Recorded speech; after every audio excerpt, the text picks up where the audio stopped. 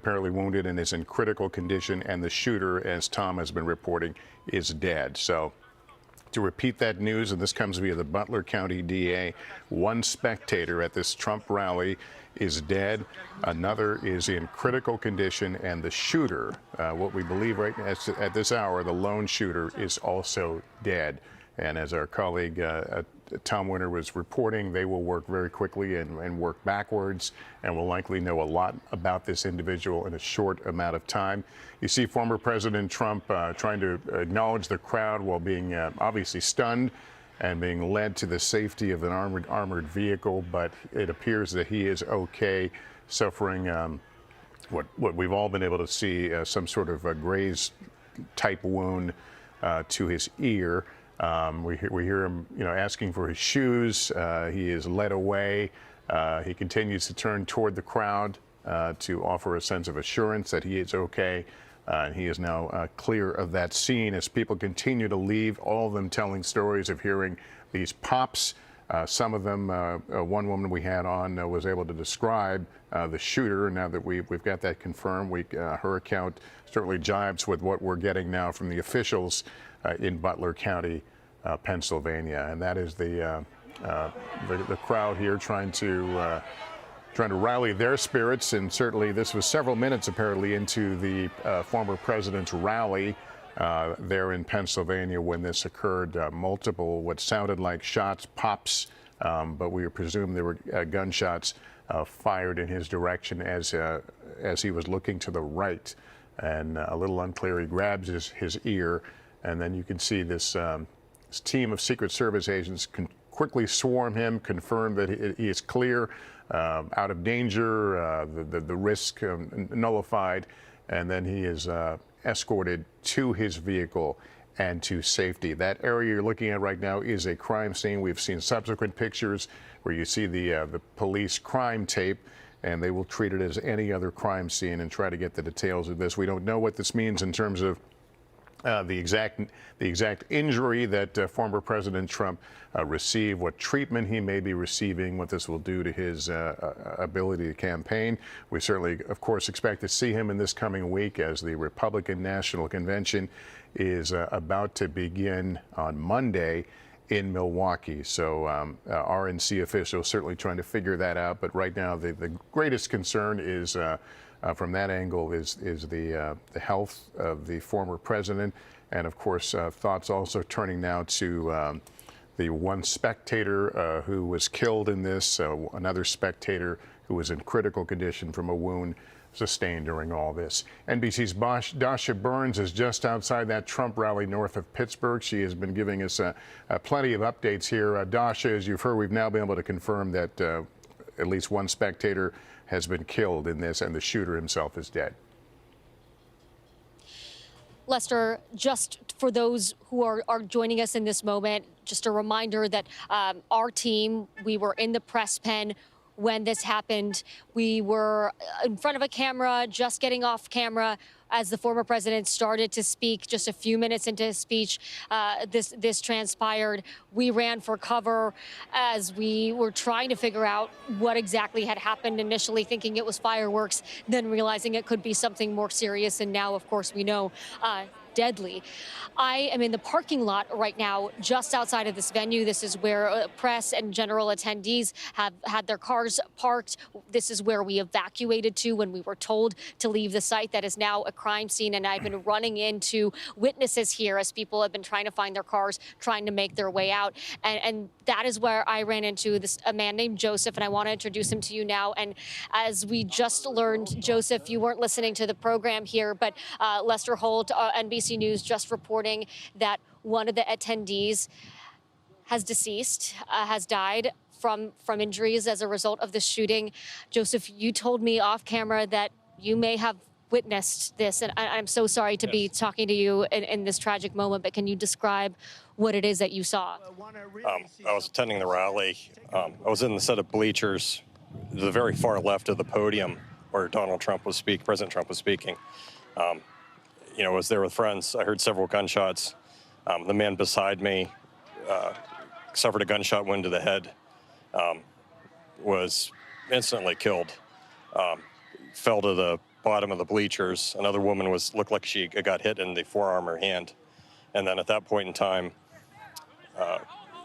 it was rather chaotic at that point because half the people were looking because they thought it was fireworks. I knew it was gunshots right away. My friend, he hit the deck. I was kind of looking around just trying to see where the shots were coming from. It seemed to me like the shots were coming from behind the bleachers. It seemed to me the man got hit in the head from behind. He was killed instantly as far as I could tell. And at that point, a state police and a SWAT team, started evacuating the bleachers, and then I helped carry the man out of the bleachers to a tent that was behind the bleachers. You helped carry the man yourself.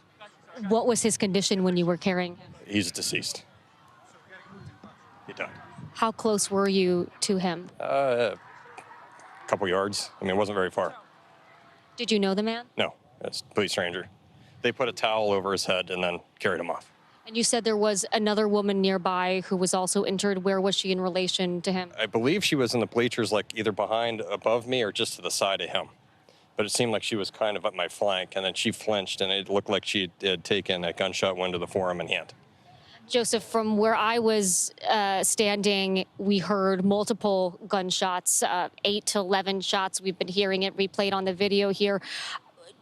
Do you remember, can you tell, I know it was a chaotic scene, but at what point, was it immediately when you heard the gunshots that he was shot, or was it later on into the firing? The first 7, he was hit and she was hit within the first 7 shots. I counted 7 shots. What was going through your mind? You were right there. I know it happened so quickly, but what can you tell us about those moments? First, I was in shock because I know what gunshots sound like, so I knew they were gunshots. I couldn't tell from where they were coming from. And when I noticed someone got hit, then I noticed, well, it seemed like they were coming from behind me. And it just was pandemonium. And then I heard some more shots, and I couldn't quite tell where they were coming from. But I counted the first 7, and they were very loud and very close. And it killed one man and wounded another woman. And Joseph, you told me that you're a doctor, you're an OBGYN. How did that background play into how quickly you were sort of able to assess the situation and know what happened to these individuals and know what was going on? Well, I told the police, I tried to render assistance. I told the police I could render assistance. They had another physician on the EMT team, so they kind of took over. So they didn't really need me, so I kind of helped carry them down initially out of the bleachers. Yeah, I mean, there wasn't, the man that got hit, there was no assistance that needed to be given. And unfortunately, his family witnessed the whole thing. It seemed like he had several family members in the bleacher with him. And they were quite upset. They didn't know, they were in shock. They didn't quite know what was going on. But the man was definitely killed instantaneously. Could you tell sort of how many family members or people who knew him were with him, and what was their reaction? I thought there was 5 people. 2 of them were relatively hysterical. So, but they were, when we took the man out of the bleachers, he went to the tent. There was an aid tent or some type of tent behind the bleachers where they took the body, and they immediately evacuated the family with them. And the 2 out of the 5, it seemed, in shock, hysterical. Like they were still trying to process what was going on. Joseph, from where I was standing, we heard the shots. We saw the president go down. Yeah, I saw President Trump get hit. Yeah. What can you tell us? What details you remember? It seemed like his head was off to the side, and it seemed like he got nicked in the ear. Was that before the Secret Service took him down to the ground, covered him? Right before the Secret Service. I mean, it was maybe, again, it's hard to tell, time dilates when, it seemed like it was a second or 2. Like that first 7 shots that went off, the man got hit. He was killed almost instantly. The woman in the bleachers, she got injured, like she got hit in the forearm and the hand. And then in those rounds that were fired, again, I was videoing the event, so that's when I saw Trump get hit. And it seemed to me like he was looking to the side and the round grazed his ear. So. Could you tell the gentleman that was hit in the head what angle he was in relation to the former president, like which direction the bullets were coming from and to? So it looked like he was facing the president at the very far left portion of the bleachers, so he's directly facing it. Again, it seemed to me like the shots were coming from the rear, like behind us. And for me, it seemed like the man was in the way. I guess... In the way of the former president? No, it seemed like the man was in the way of the shots between whoever was shooting the gun and the president. The man was hit. It seemed like he was in the crossfire. And I know... I'm not an expert on that, but that's what it seemed. And I know you're in shock and still processing all of this. It's sort of hard to evaluate our own emotions in this moment, but you just experienced something horrific. Yes. What can you tell us about your state of mind right now? Yeah, I've had opportunities to go to these rallies before. It was the first one I ever went to. I had, time off to go do it. I was kind of excited to go, but, it's, everyone, it's something you don't expect. It comes out of the blue. It's like a bolt out of the blue, and it's shocking. The way politics goes in this country, it just seems like it's really polarized. Everyone's just very angry. I'm honestly shocked this didn't happen earlier. I was commenting to my friend who went to the event with me. I was like, the back behind the bleachers, it's really open. It seems like a really open venue. And it's just, I got this sense that, if someone really wanted to do something. And again, I was openly talking to her, and I was like, if something was bad was going to be happening, this is the perfect venue to have. I just said this like an hour before it happened. I was like, this would be the perfect place to do it. And, surprisingly enough, it happened. A devastatingly prescient observation from you. Let me ask you one more question, because from where I was, there was confusion. Then Trump stood up and there were some cheers. And then people sort of remained, those that weren't in sort of the immediate zone where you were, people were still sort of cheering, talking, trying to figure out what was going on. How quickly did you know that whether or not there was still a dangerous situation? It seemed like people sort of started to try to move on very quickly, not sure what had happened, right? So how soon did you know whether or not it was even safe? Did you want to get out of there? What did you witness in sort of the immediate aftermath once the shots stopped? Well, it seemed after the shots went off, everyone thought it was a prank. Everyone, I think, got a sense, like when I looked out into the crowd, everyone thought I think the initial reaction, everyone thought it was a prank. I knew better it was a gunshot because I just saw a guy got hit. And it did. For those of us that didn't see, it's some people started laughing, some people were confused. It wasn't immediately clear to the crowd that didn't witness what you witnessed, that this was in fact a dangerous and deadly situation. Oh, it was a dangerous and deadly situation. The problem is it's a large crowd, and when the gunshots went off, I think they were, again, my sense was they were being shot from behind, so they sounded a bit muffled. So it sounded more like a firecracker going off. So I think the initial reaction from the people around me were like, okay, well, someone brought fireworks. I just knew better. I knew what gunshots sound like. And, when I saw the guy took a gunshot wound to the head, and I saw the woman who got hit in the forearm and the hand, I just knew that it wasn't fireworks. I mean, it wasn't fireworks initially, but I think the majority of the crowd didn't understand that it was gunfire. And I think people took it really seriously when the SWAT team started jumping over the rails. So I don't know what to tell you outside of that. Joseph, I know this, I can't imagine what it takes to describe what you just witnessed in these moments right in the aftermath. So we thank you so much for sharing. We're happy to. Lester? Dasha, thank you for that account. I mean, no one should have to, fear for their life going to a political rally, something that is uniquely American. But these people have experienced the horror of someone opening fire on the crowd, and a former president who was, of course, the headliner at this rally tonight. As we've been reporting, one spectator is dead, another is in critical condition. The shooter, this all according to the Butler County DA, the shooter is also deceased. Our senior White House correspondent Kelly O'Donnell joins us again. Kelly, you have a new statement from President Biden. That's correct, Lester. This is from President Biden, who is in Rehoboth, and he talks about this incident. He begins by saying, I've been briefed on the shooting at Donald Trump's rally in Pennsylvania. I'm grateful to hear that he's safe and doing well. I'm praying for him and his family and for all those who were at the rally as we await further information. Jill and I are grateful to the Secret Service for getting him to safety. There's no place for this kind of violence in America. We must unite as one nation to condemn it. The words of Joe Biden after learning about this incident involving his predecessor and his current rival in the political environment of this 2024 campaign. The president has been briefed by top officials. He has been talking with Homeland Security officials, and he is at his home in Rehoboth, Delaware, where he has a full complement of the things needed for the office, where he can get the income streams of all the relevant information. This first statement coming from President Biden, I would not be at all surprised if we don't hear more from him tonight as new developments take place. Lester? All right, Kelly, thank you for that. Terry Schultz is with the Butler County, Pennsylvania District Attorney's Office and was at the rally. She is still there and joins me on the phone. Terry, first of all, if you can just walk us through what you saw, where you were in this crowd.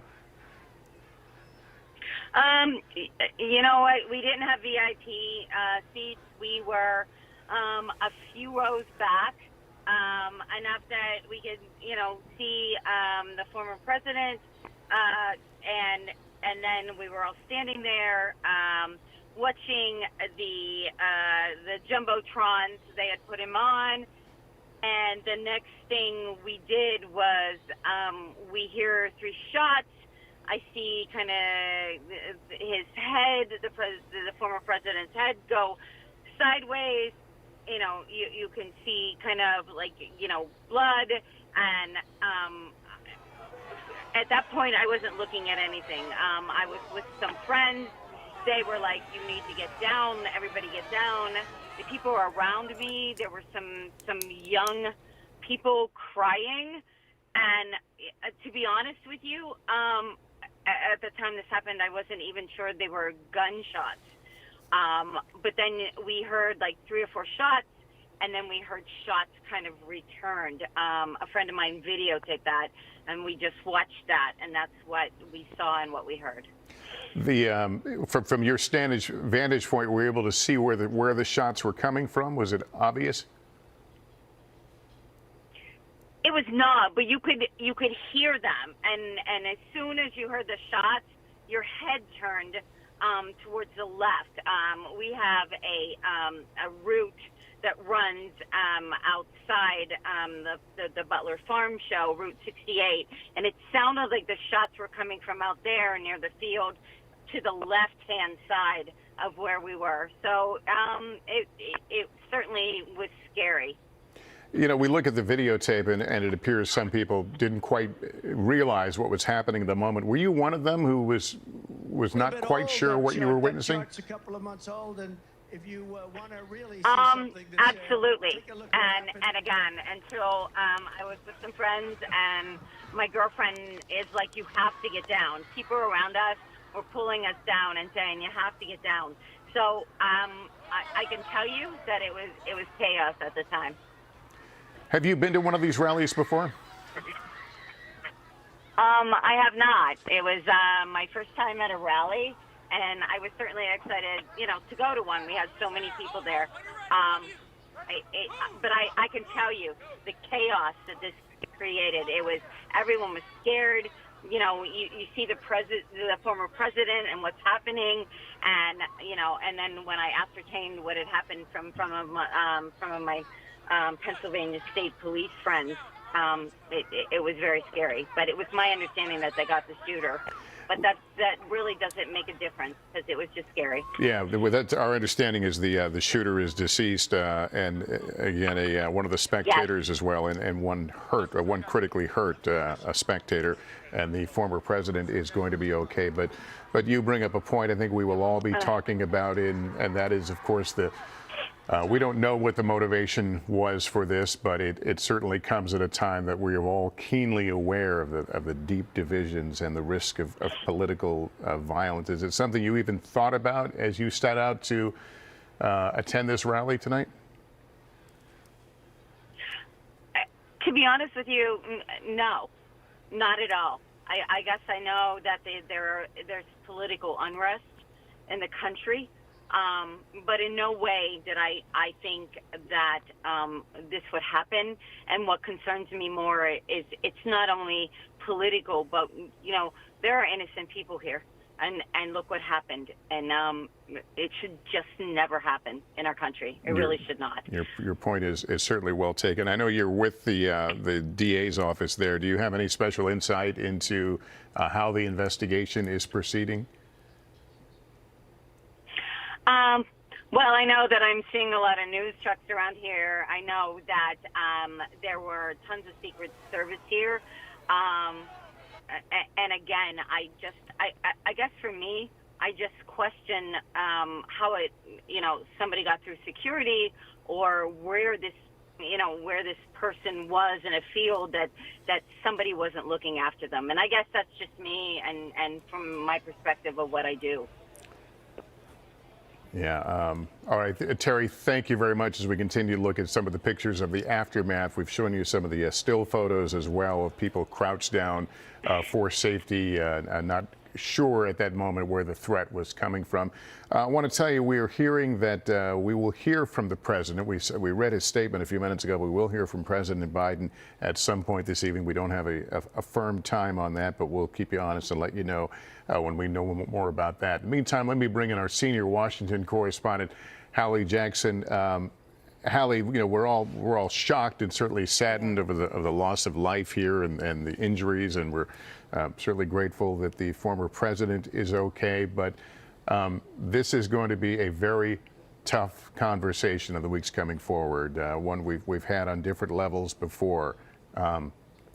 Share your thoughts, if you would. Yeah, and none of it, of course, taking away, Lester, from, as you described, the urgency and frankly, the devastation of this moment, given what we have now learned about what has happened at this rally in Butler, Pennsylvania.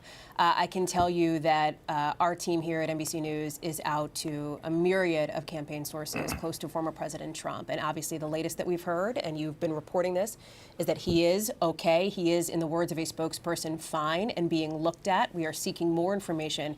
I can also tell you that based on a message to staff obtained by our colleagues here at NBC, Alan Smith and Matt Dixon, a top campaign official is telling staff members that everything is okay, that we have no details to share at this time, but saying they'll follow up soon with more information. They are directing staff members to not speak with members of the media. They want what they describe as a total lockdown here. They add that your personal safety is of the utmost importance here, to pray, remain vigilant, and be strong. That is the messaging now. According to NBC News, that Trump campaign staff members are getting from the top, as there is just, it is always, of course, it is chaotic in the moments after something like this happens. And it's also, I think, another reason to be extraordinarily careful in what and how we report what we know has occurred here in what is just a historic day here in the United States, Lester. Yeah, and then, of course, Hallie, we are here on the weekend before the Republican National Convention. Obviously, there will be some changes. We don't know what is in effect, but we're hitting primetime campaign season now. Yeah, we sure are, right? And this is a moment where everybody begins to pay attention, especially considering the start of the convention. I mean, think about it, Lester, not looking at the time here just after 8 o'clock Eastern, not maybe 3+ hours ago. The biggest story that I think most campaign reporters were chasing was who would Donald Trump pick to be his running mate. That was sort of much of the attention here on this rally in Butler, Pennsylvania. The conversation has clearly and necessarily changed very dramatically since then. I think one of the questions moving forward is going to be the movements of former President Trump. How long is he going to remain at the medical facility where he's at now? Where will he head after that? Does he still plan to be at the Republican National Convention starting on Monday? Obviously, that kicks off in Milwaukee with the expectation that at some point between now and of course, next week, he would announce his vice presidential pick. That is obviously taking a back seat to the immediate question of his own health and safety, as he is the presumptive Republican nominee here. And we are going to try to get some answers to those questions just as soon as we can, Lester. All right, Hallie, we'll ask you to stand by. Thanks. Let me bring in Kristen Welker, moderator of Meet the Press. She's in Washington. Kristen, you're learning a little more from the Biden campaign, their immediate reaction to this. Lester, we are, and our Monica Alba, who covers the Biden campaign, has this reporting that according to a campaign official, the Biden campaign is pausing all outbound communications and working to pull down our television ads as quickly as possible. And Lester, this underscores part of the conversation we were having earlier, which is that this is a moment that brings the country together in shock, in condemnation for this political violence. We are hearing from all quarters of the political universe, including some of those who have been quite critical of former President Trump. Liz Cheney, for example, saying the reports of the shooting in Pennsylvania are horrifying, Violence of any kind has no place in American politics. We are grateful for the reaction of the Secret Service and other law enforcement and pray for the former president and all those injured. Similar messages from former President George W. Bush, House Speaker Mike Johnson, and on, Lester. And it does come on the eve of the Republican National Convention. Former President Trump, his campaign apparatus, Republicans all over the country poised to go to Milwaukee to officially nominate former President Trump as their party's nominee. And as Hallie was just saying, we anticipated and we were working on trying to determine who the former president would pick to serve as his vice presidential nominee. And now, of course, the focus has shifted to this horrifying topic of political violence and what this country needs to do to prevent something like this from happening again, Lester. All right, Kristen Welker. Kristen, thanks very much. Let me reset here for our viewers just joining us on this Saturday evening. We are on the air with breaking news. There has been a shooting at Donald Trump's Pennsylvania rally this evening. The former president has been injured. How he was injured is not clear at this time. I want to pause here. We're going to roll the video of what happened just shortly after 6 p.m. here in the East while Mr. Trump was speaking. Here it is. A bit old, that chart. That chart's a couple of months old, and if you want to really see something that's said, take a look at what happened.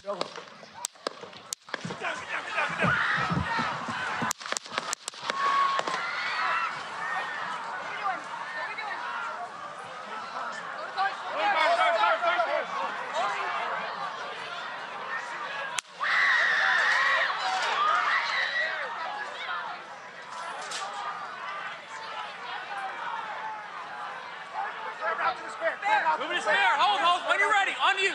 Ready? Move. Up. Move. Go. Up. Hawkeye's here. Hawkeye's here. Move it to spare.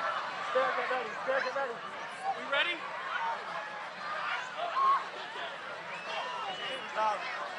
Down. Are we good? Shooters down. Are we good to move? We're good to move. Clear. We're Let's clear. move. We're Let's clear. move. We're clear.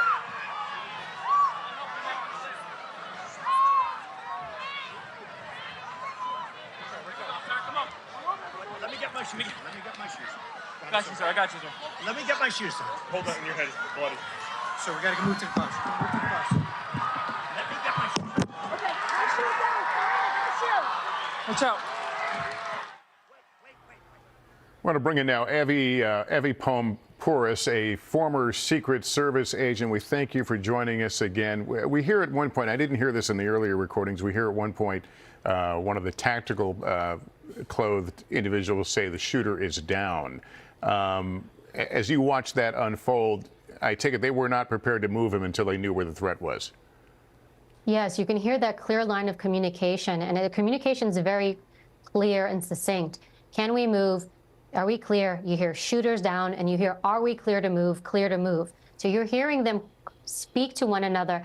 And radio communication is one of the most important things. Actually, when it comes to comms, you always want to say less. You can hear them using very simple words, 3, 4 words. They just want to keep those airwaves clear so that the most important vital communication can pass. So they're making sure they hunker down. You see them surround him. He goes down to the ground. They all surround him. Again, when you're an agent, you're supposed to be a human shield. And in that moment, that is what they become. They become human shield. Your job in that moment is to protect your protectee, whoever that protectee is. So they all encompass him. And the other thing you do, you are designed to actually make yourself as big as possible to make sure that any potential rounds or shots that come, you don't want them to miss you and hit your protectee. So as they're hunkered down, they're locking him down. And if you look at the shot, actually, there's a shot where you can see the front of the stage, and around it, you'll see that design, that almost like a smaller, like a design barrier. It's got the flag around it. That typically, and I can't say whether it is or is not in this case, but in some scenarios, when you work as a side agent, you will pick a barricade that's actually something strong and sturdy. It could be concrete or steel. Usually it's some type of steel, and that is used for that when something does happen, unfortunately, like we're seeing here, they can actually get down to the ground so that they have some type of cover. Evie, thanks. Really important information we're learning from you. I want to let folks know we believe, moments away from hearing President Biden. He is going to stand at that podium, and we believe this is in Delaware. Somebody can confirm for me.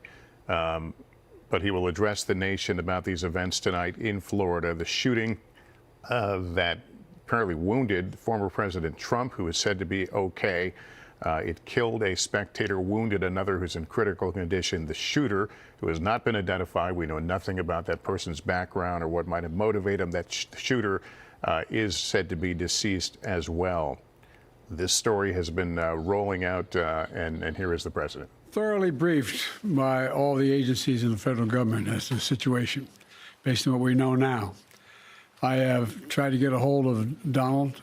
He's with his doctors. Apparently he's doing well. I plan on talking to them shortly, I hope, when I get back to the telephone. Look, there's no place in America for this kind of violence. It's sick. It's sick. It's one of the reasons why we have to unite this country.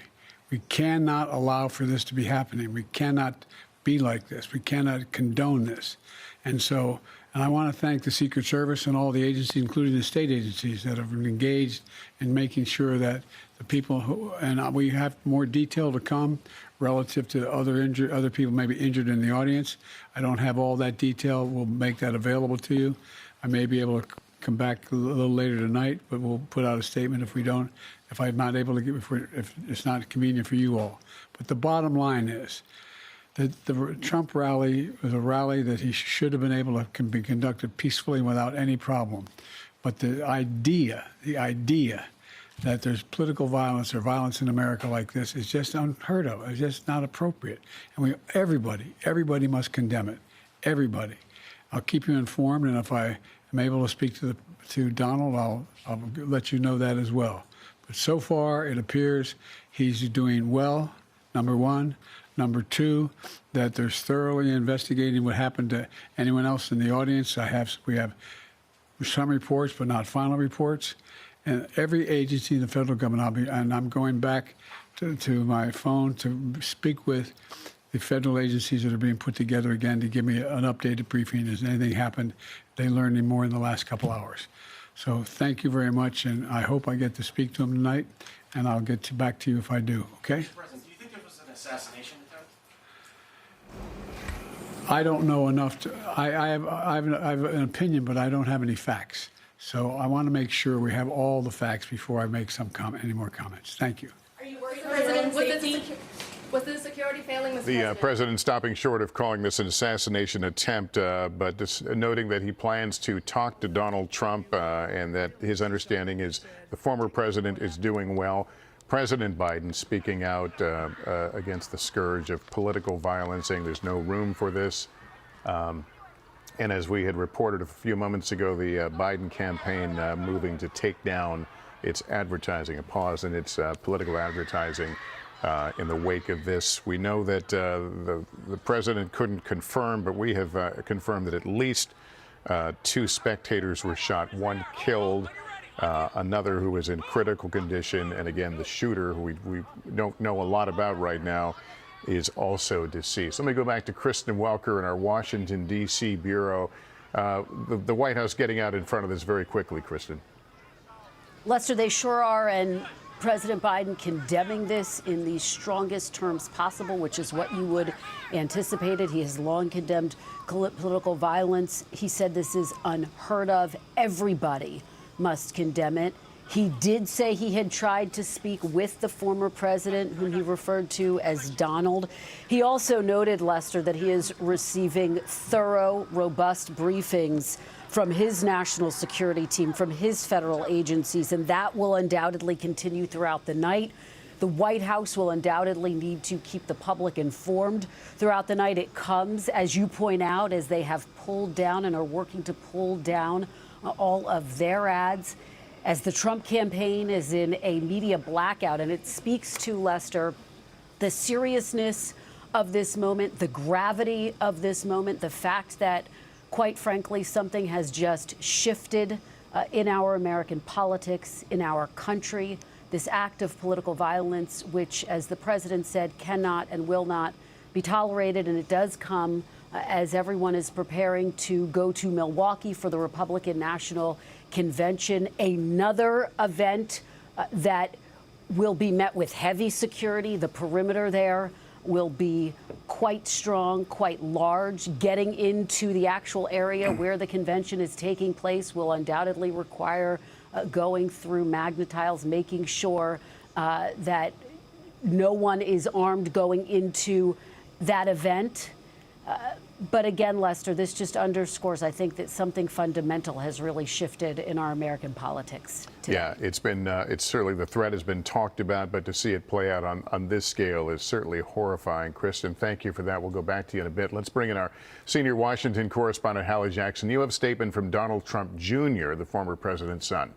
Yeah, via a spokesperson to our colleague Peter Nicholas, that listen, you heard President Biden say he tried to reach former President Trump on the phone. We know that the former president's son has spoken with him in a statement saying they just talked on the phone, with Donald Trump Jr. saying that his dad is in great spirits, that he will never stop fighting to save America, no matter what in Donald Trump Jr.'s words, no matter what the radical left throws at him. So what we can glean from this, a couple of things, that former President Trump is, as his campaign says, fine. He is well enough to speak. He is well enough to be on the phone, at least with his immediate family members, at least with his son, Donald Trump Jr. We know that he is receiving medical treatment at a local facility with this rally happening, of course, in Butler, Pennsylvania. And we know that there has been a slew of reaction, as Kristen, as you, as others have talked about from both sides of the aisle here, strongly condemning political violence after this very difficult day in American politics. Lester, we'll keep you updated as we get more. All right, Hallie, thank you. Kip Tom, former U.S. ambassador to the UN, was just a few yards from the former president when the shots rang out. Thank you for joining us, sir. Can you tell us what you saw? Well, I was just with the president a few moments earlier before he came on stage, and everything seemed like a normal day. But when he walked down that red carpet and walked up to the podium, and after he spoke for about 10 minutes, I was sitting in the front row at the end of the runway, but all of a sudden these shots broke out. And I think there was people that actually thought it was possibly fireworks, but I seen the gun smoke, and obviously there was a person about 15 foot behind me that was hit.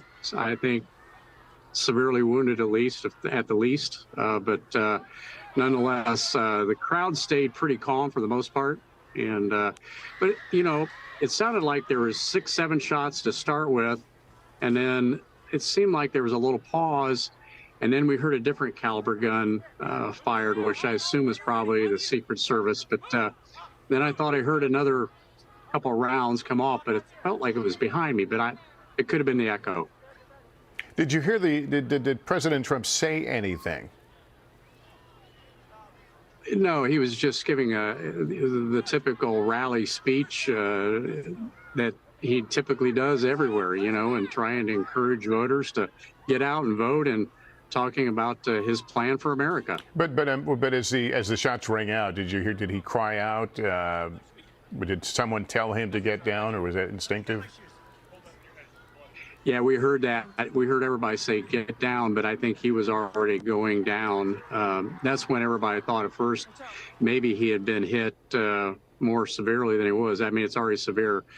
And let's face it, it hit his ear. It could have been a little bit closer. It could have been disastrous. But when he went down to the ground, then he got up, he put his fist up in the air, or his hand up in the air, so we knew he was okay. There are presumably, at least it appears to be, a lot of people in that crowd. By now you have heard that one spectator was killed and others critically wounded. Has it settled in of how close a brush everybody in that arena or setting came tonight? Yeah, you know, there's a lot. It's interesting listening to the people as they departed the scene, and you know what was going through my mind, and of course being a little older than many of those that were there, but I was recalling the Kennedy assassinations and some of the other attempts that were made during my lifetime, and I was recalling those and thinking about those, and then moving forward to where we're at today, and we still have a problem with this. So it's shocking, but most people are pretty upset. There's no question about it. Understandably. Ambassador, thank you so much for taking the time being with us. We're glad you and yours are safe after this tonight. Retired ATF Special Agent Jim Cavanaugh is with me. By now, as you know, we've been reporting that the shooter in this case is deceased, presumably shot by law enforcement. I think the next question will be, is this a lone operator, the proverbial lone wolf, or is this part of some kind of conspiracy? Those are two different things. How will they begin to get, at least put the dots together? Yeah, well, let's start with the deceased shooter, Lester, and identify him, and then, you know, sweep his personal devices, phone, computer, etc., for, you know, associates, confederates, and start interviewing around the circle around him. You've dug out a lot from the reporters and the witnesses since we last talked, and you know, it appears that maybe the shooter. It seemed like to me, watching the video closely, that the first shot or two is where the President Trump reacts. Hey, Jim, let me just stop you for a second. I just received a new piece of information that I want to get your thoughts on. We're now, from a confirmed source, that the shooter was actually firing from outside the perimeter. That changes a lot in terms of the security posture at these things, doesn't it? Yeah, it does, but what's surprising to me is that a shooter could get in an elevated position at any kind of a Secret Service event, because the first thing that the service does is they get all the elevated positions, and they put their you know, sniper teams up there and lookouts with binoculars and rifles. So, you know, it does seem from the witnesses that this was a distant shot now, that the reason the shot wasn't as loud, it was further off in the distance. And it looked like, watching the video, Lester, closely, that when the president turned his head to the right, the first shot or second shot, the first pop or two, is when he grabs his right ear. And then he, on his own volition, goes down, squats down. Now, he doesn't fall down, he just squats down. But you can see at that same moment that the spectators behind him are also hunching down as a normal reaction to gunfire. And then there's more rounds right after that. There's maybe another 5 rounds. And Dasha Burns had a witness that she just interviewed, and he talked about he counted 7 rounds. And that was close. I don't know can't tell the exact number. I have to listen to that audio very, very closely. But I mean, that sort of jives with what the witness said. So it looks like we had an assassin with a rifle outside the security perimeter. That's why you had mentioned earlier, you know, magnetometers. Well, if you never breach the security perimeter, nobody checks you. And the first shot or second might have been the one intended to kill the former president, but it grazed his right ear. Yeah, Jim, let me bring back, if I can, Evie Pomporis, a former Secret Service agent again. Evie, thank you for staying with us. I'd like to get your reaction to the fact this person was firing from outside the perimeter. That raises a lot of questions about how these areas are secured. That's one of the most difficult things when you do outdoor sites. So when we spoke before, when you look at it this way, when you're in a closed environment, even if it's an arena, at least you're in a closed environment. I only have to worry about what's on the inside. When you do open rallies like this, right? You're outside. You have to worry about line of sight issues. Line of sight is a massive problem. Why is it a problem? Because somebody can be out in the distance and really engage your target from a long range. And there are weapons out there that allow you to do this. So even though, let's say you hunker this whole area down, you've got the magnetometers, you've got the tactical element, everything's locked and tight. How do you secure that outer perimeter? How far do you go? And can you cover everything? That's a problem. These are probably, of all the types of advances you can do, these are probably the least favorite amongst Secret Service agents, because you have the inability. And even if somebody is in an elevated position or not, how do you secure all those elevated positions when you have weapons with the capabilities that are able to shoot long distances? This is what you are up against. Yeah, and you point about weapons that can shoot long distances. We tend to think of those as long guns, things that stand out certainly in a crowd, whether you're, no matter what side of the fence you're on. The fact that this person is at some distance was able to strike the former president, does that suggest some ability beyond the average gun user? Well, that would be interesting to see, right? Because it's hard to speculate at this point. How far was that person? One of the things that lead me to think that this person was at a distance, when we hear the gunshot, it sounds very faint, very soft, right? It sounds like an echo. That's why so many people mistook it for fireworks. That's why a lot of people weren't sure it was a gunshot. So when you hear the shot like that, it does lead us to believe that it was at a distance. And that's why there's the confusion. I do want to say this, which is really interesting as I watch this. When you do security for these events, one of the greatest concerns are the people inside and stampede issues. And what I have to acknowledge is all these folks held steady and fast. We don't see people really losing it. We don't see people stampeding out, because it's not just the danger of the attacker, of what's going to happen. The danger a lot of times can come from within. So I really have to comment on everybody's ability to stay put, to not panic, and to allow the Secret Service, and also look at where that motorcade is. That vehicle where they exit him out, there's people all around, and you see everybody hold their position and allow the security team to evacuate. Yeah, Abby, thank you for that. I should note, several years ago, working on a story for the Today Show, I went to the Secret Service training facility outside of Washington, and they put me through a simulation in which I was the protectee, waving to a crowd when shots ring out, and the swiftness of these agents moving around me, getting me in the car and driving off was stunning, even though I knew it was going to come. So the training is obviously something they do. They prepare for these kind of moments. I'm sure there'll be a lot of soul searching about what happened in this case, but impressive group of folks who put their lives on the line for these protectees on a daily basis. Evie, we'll get back to you in a few moments. I want to go back to NBC's Dasha Burns. She's outside that Trump rally. She was there when the shots rang out. We're obviously grateful. You and the rest of our team are fine, the other journalists, but we do recognize 2 spectators were hurt, 1 killed, another in critical condition. Dasha, you have had some pretty heart-wrenching interviews today. People saw a lot of things you can't unsee. Yeah, Lester, that's absolutely right. People who came to a Trump rally, some of them for the first time, looking forward to seeing the former president. There was music playing, people selling merchandise, people eating food, people reuniting with friends here, not expecting anything like this. Let me just set the scene for you right now. We are in the parking lot outside of the venue. Sirkin, our cameraman, is going to show you. People are kind of in a traffic jam right now. This was a one-way in, one-way out kind of road situation. This is Butler County. It's a pretty rural county. Not a lot of big highways, not a lot of big roads. So people have been, I mean, this is now hours later, and many people still waiting to get out and still waiting and processing everything that they've experienced.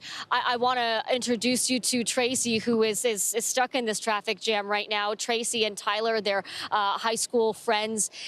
They were right there. And Tracy, we've been hearing some of these stories. Can you just walk us through what you saw? Absolutely. President Trump was up there, you know, and then within 5 minutes, we're hearing pop, pop, pop, pop, pop. And then everybody's on the ground. Everybody's on the floor. And it was just like, what? And we were on the ground level. We were 4 rows back from the stage. And are you coming? We'll just follow along with you. They're moving in the car here, so we'll just from the stage. And the people in the bleachers behind us, somebody got popped. Somebody got killed. Somebody died. Somebody got shot. Like, this close to where we were. Those bullets, I pray to God for these people's families. Oh my God. But the, how is this happening in our country today? And why? Why is it happening? Why? And Tracy, you were telling me earlier, you know, you and Tyler, you know this county, you know this area. Did you ever think something like this would happen here? Never. Absolutely never. You know, this shows you how much hate and hostility is in our world today. This is not a good thing. We need to all come together as a human race, you know. We need to help each other out. Can you describe this area, this county, this place that you and Tyler grew up? Yeah, Tyler? Rural. Rural. You know, cows, chickens. This is farmland. This is farmland here. Butler, that's the county seat, but most of the county's private farmland. So it's people are pretty easygoing. And Tracy, we talked about, often Trump rallies, people are coming to celebrate, to see the former president. They're coming in with a pretty excited attitude. Can you walk me through what you came in with and what you're coming out with? I came in with hope and excitement. If you have you ever been to a Trump rally? Oh, we cover them all the time. Well, how does it make you feel?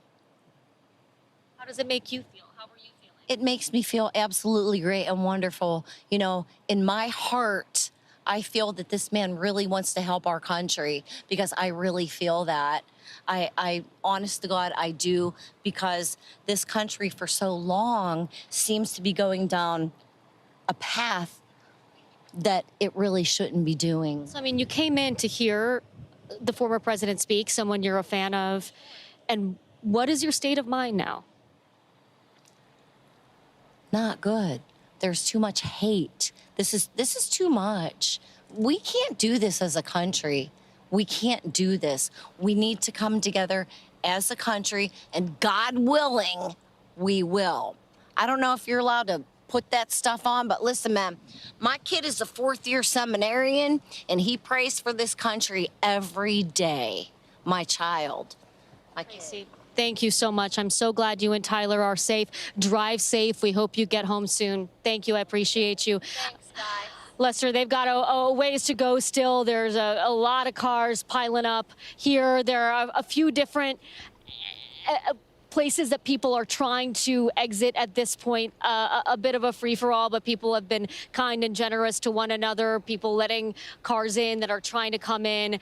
And again, just reeling from what they witnessed. Some people very much firsthand, very much very, very close to the tragedy that we're describing from sort of the law enforcement point of view, the high-level point of view. But at the end of the day, Lester, the people who were here on the ground, particularly those who were close to that violence, it's something they are never going to forget, and it's now associated, of course, with politics, with the state of our democracy for so many of the people that we've been talking to, Lester. All right, Dasha, thanks. We'll continue to go to you as you get those riveting accounts from folks. NBC News campaign embed joining us on the phone now. She is in Butler, Pennsylvania, near the hospital where there is heavy law enforcement presence. NBC News has not confirmed that the former president is at that hospital, but it's 15 minutes away from where the rally took place. Jillian Frankel is there. What are you seeing?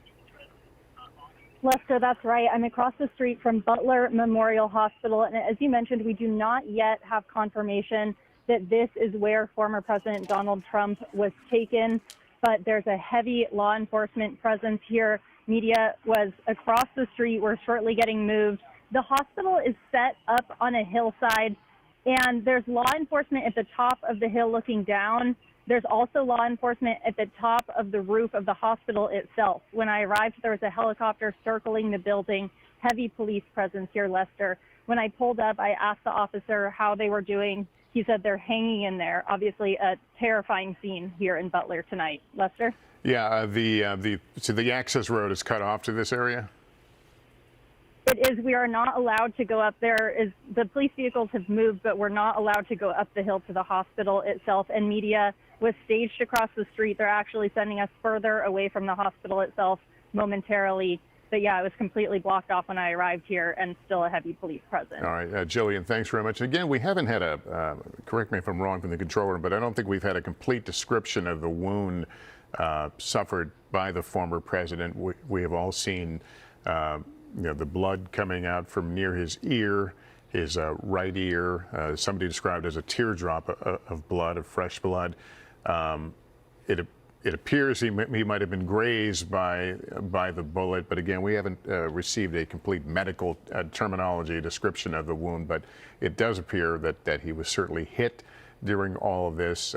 He's largely under his own power, certainly being escorted down to the armored vehicle, but again, seems to be doing okay. In fact, we heard from President Biden a while ago, who said that he appears to be okay.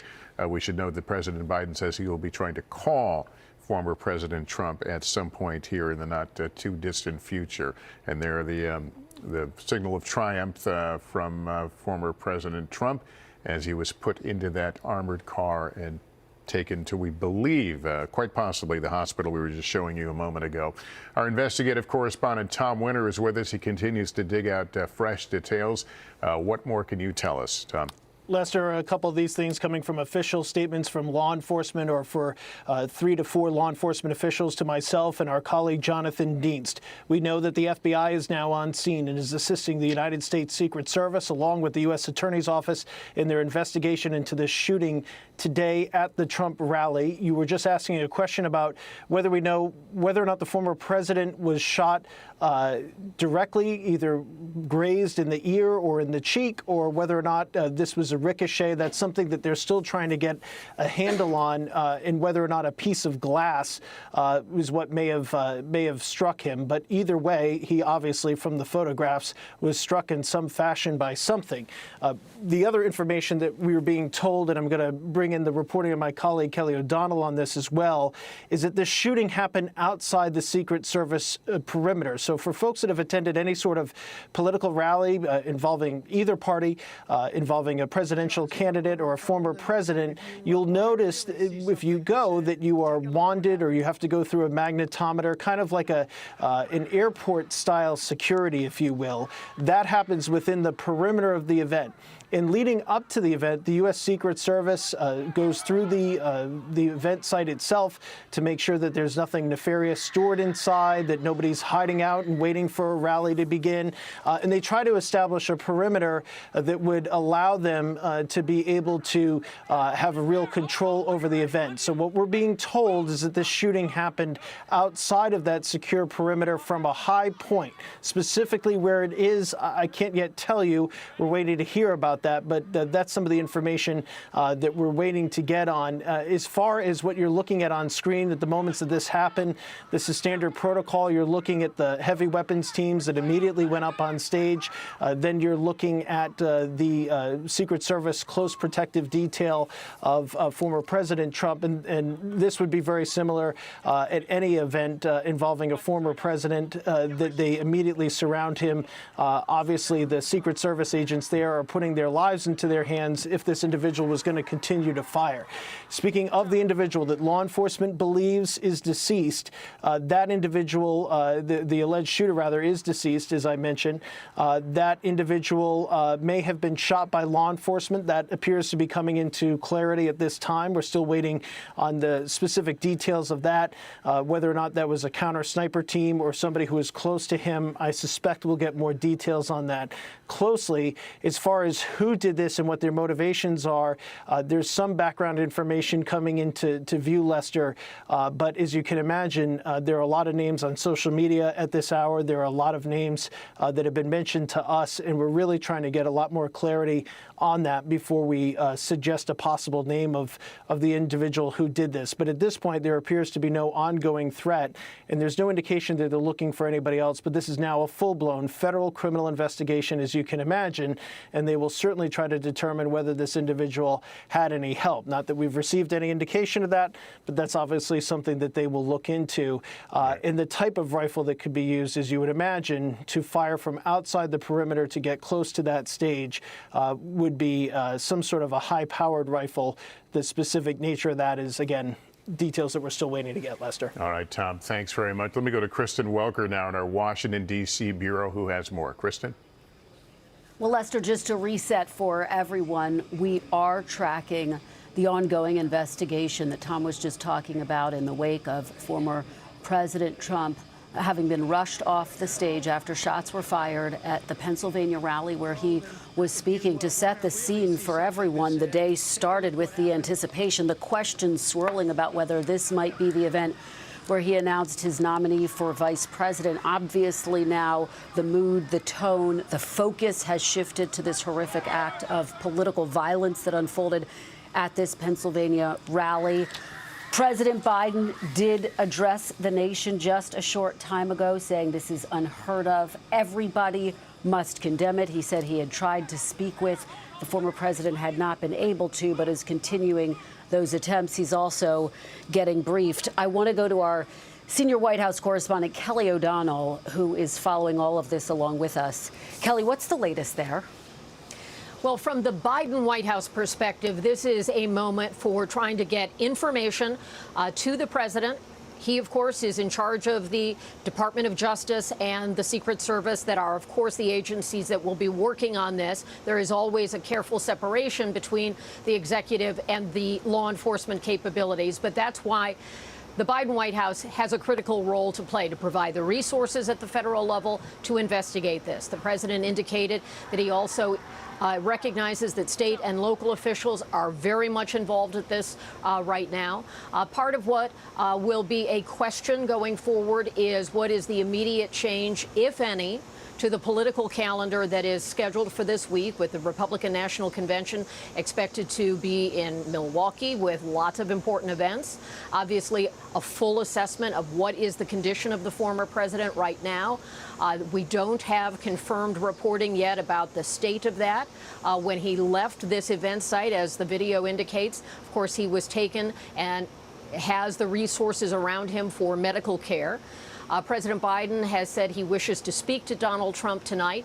That can happen whenever the two are able to connect. That is not necessarily a vital piece in terms of next steps, but it is the kind of gesture and important connection that actually does send a message right now that this is not about the politics of the moment and that there are bigger issues here, with the current president and several former presidents talking about no room for political violence. We're hearing that from many elected officials on Capitol Hill as well. And right now, we're in a period of a few different streams of information. What is the investigation producing? What is known about the shooter involved? The extent to which this was some kind of an organized attempt? Were there others involved? All of those questions need to be sorted out. Then there's the political fallout. There is typically a quieting period after an unexpected event. Normally in campaigns, that would be something far less graphic than this. It might be the death of a loved one in a campaign. It might be a car accident. We've seen all those iterations before, and there's typically a quieting period where both campaigns turn down the volume. Everyone catches their breath before the rigor of a campaign resumes again. So this is a critical evening to gather facts, to get a sense of the scope of this, for direct communication between President Biden as a person and former President Donald Trump as a person, and not so much as candidates or in their office and former office. That's part of what's playing out here. Now, the president indicated he would speak again or communicate again if there were further developments, and there are questions to be identified about what next steps there should be, and are all the resources there. Even a question about where does former President Trump go in the immediate hours ahead. He, of course, was on the road as a candidate in Pennsylvania. What is the immediate plan for his next steps? Presidents and former presidents have not only a lot of security around them, but often their homes have additional security as well. So finding a way to safely transport him, making certain of his medical situation, and then the necessary communication between the White House and the former president. Those are the things we're watching. Kristen? Kelly O'Donnell at the White House for us. Kelly, thank you. And as you have been speaking, Kelly, we are watching these chilling, horrifying images of the former president rushed off the stage, bloodied, defiant, that traditional fist pump that Donald Trump is known for as he is whisked away to get medical care. Lester Holt is back with us. Lester. Kristen Welker, thank you. NBC's Dasha Burns is just outside that Trump rally. She was there when the shots rang out, and she is now in a sea of traffic of people still trying to leave that area, many with some pretty horrific stories to tell. Dasha? Yeah, Lester, that's exactly right. We've been talking to people who are stuck in this traffic jam and are processing what they just witnessed. I want you to hear now from, remind me your name, ma'am? Vanessa Asher. Vanessa Asher. Vanessa, you were very close to the former president when this happened. Can you describe to me where you were and what you saw? We were 6 rows back, right in front of his podium, straight back. And he was talking about his chart on this side, and he was looking directly at his chart, and when he went over to this one, that's when he was grazed here. He was shot. And if he would not have looked at his other chart, it probably would have got him in the head.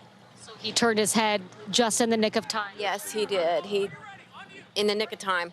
And Lester, let me just explain to you, and I want to follow up with you more, Vanessa, but this is what we were talking about earlier. I'll send it back to you, Lester. I apologize. Things are moving quickly here. We're apparently hearing from the former president himself. Hallie Jackson has it. Hallie? It is a new post on his online platform, Truth Social, Lester, in which the former president says, and I will read this in full, because obviously this is the first time that we are now hearing from the former president himself since this incident at his rally in Butler. He says, I want to thank the United States Secret Service and all of law enforcement for their rapid response on the shooting that just took place in Butler, Pennsylvania. Most importantly, the former president continues, I want to extend my condolences to the family of the person at the rally who was killed, and also to the family of another person that was badly injured. He goes on to say, it is incredible that such an act can take place in our country. He also adds, nothing is known at this time about the shooter who is now dead.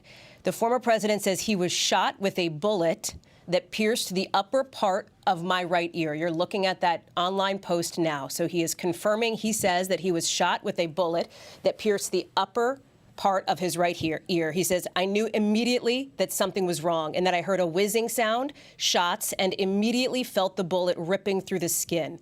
Much bleeding took place, so I realized then what was happening. And he ends this post by saying, God bless America. So, Lester, some significant questions that are being answered now from the former president here as to what happened, as to how he's doing, as to his state of mind. And again, significant in that he is describing in rather vivid detail the moment when he says that bullet went through his ear. He heard the whizzing sound. You're seeing some of these images now, including some that are being circulated by his allies with the former president, his fist raised in the air. He said he felt the bullet ripping through the skin with a lot of bleeding taking place. What we don't know now is where the former president, is headed next. We understand that he is obviously getting treated at that local medical facility. We know from his son, and I will tell you from other sources that I've spoken with, that he appears to be in good spirits. That is what folks are being told, and that his son, who has spoken with him directly, says. And you see the former president able to, obviously, in these videos, this image we've been showing, able to move, able to pump his fist. But you see the blood that he's talking about there on his right ear as the former president is describing what happened. Important to note here, he is also, of course, extending condolences to the person who was hurt, the person who was believed to be killed there, and thanking law enforcement for their incredibly fast response. And you saw the response, Lester, in one of these remarkable moments as it unfolded. In some quarters, in some places online, there was a live stream of this happening. Obviously, the cameras of every network in the country were on this, given that he is the presumptive Republican nominee, of course, before this happened. And you see the absolute chaos there in Butler that we've been describing from Dasha, from Jillian, from Jake and Bianca and our teams there as the rest of it unfolded there. So again, Lester, the first statement that we are getting from the former president himself, posted as Donald Trump is wont to do, posted on an online platform there on Truth Social as he's looking to get the message out immediately, as quickly as he can, it appears, to the American people, that he appears to be okay, that he's extending his condolences, and specifically what happened, as he says, that bullet hit his ear, Lester. Yeah, incredible to look at how close that was to hitting a vital area of him. That first description from the former president himself. Hallie Jackson, thanks very much. Our senior White House correspondent Kelly O'Donnell joins us. Kelly, you have a new statement from President Biden. Hold on. Oh, I'm sorry. We're going to go to Garrett Hake right now. Garrett? Lester, in reading that statement from Donald Trump, confirming that, in fact, he was shot in this incident in Butler tonight, I think about the times that I have discussed his safety with members of his campaign over the last year or so, and there has always been tension and awareness in the minds of Donald Trump's campaign staff, even at senior levels, of the risk that he takes every time he goes out.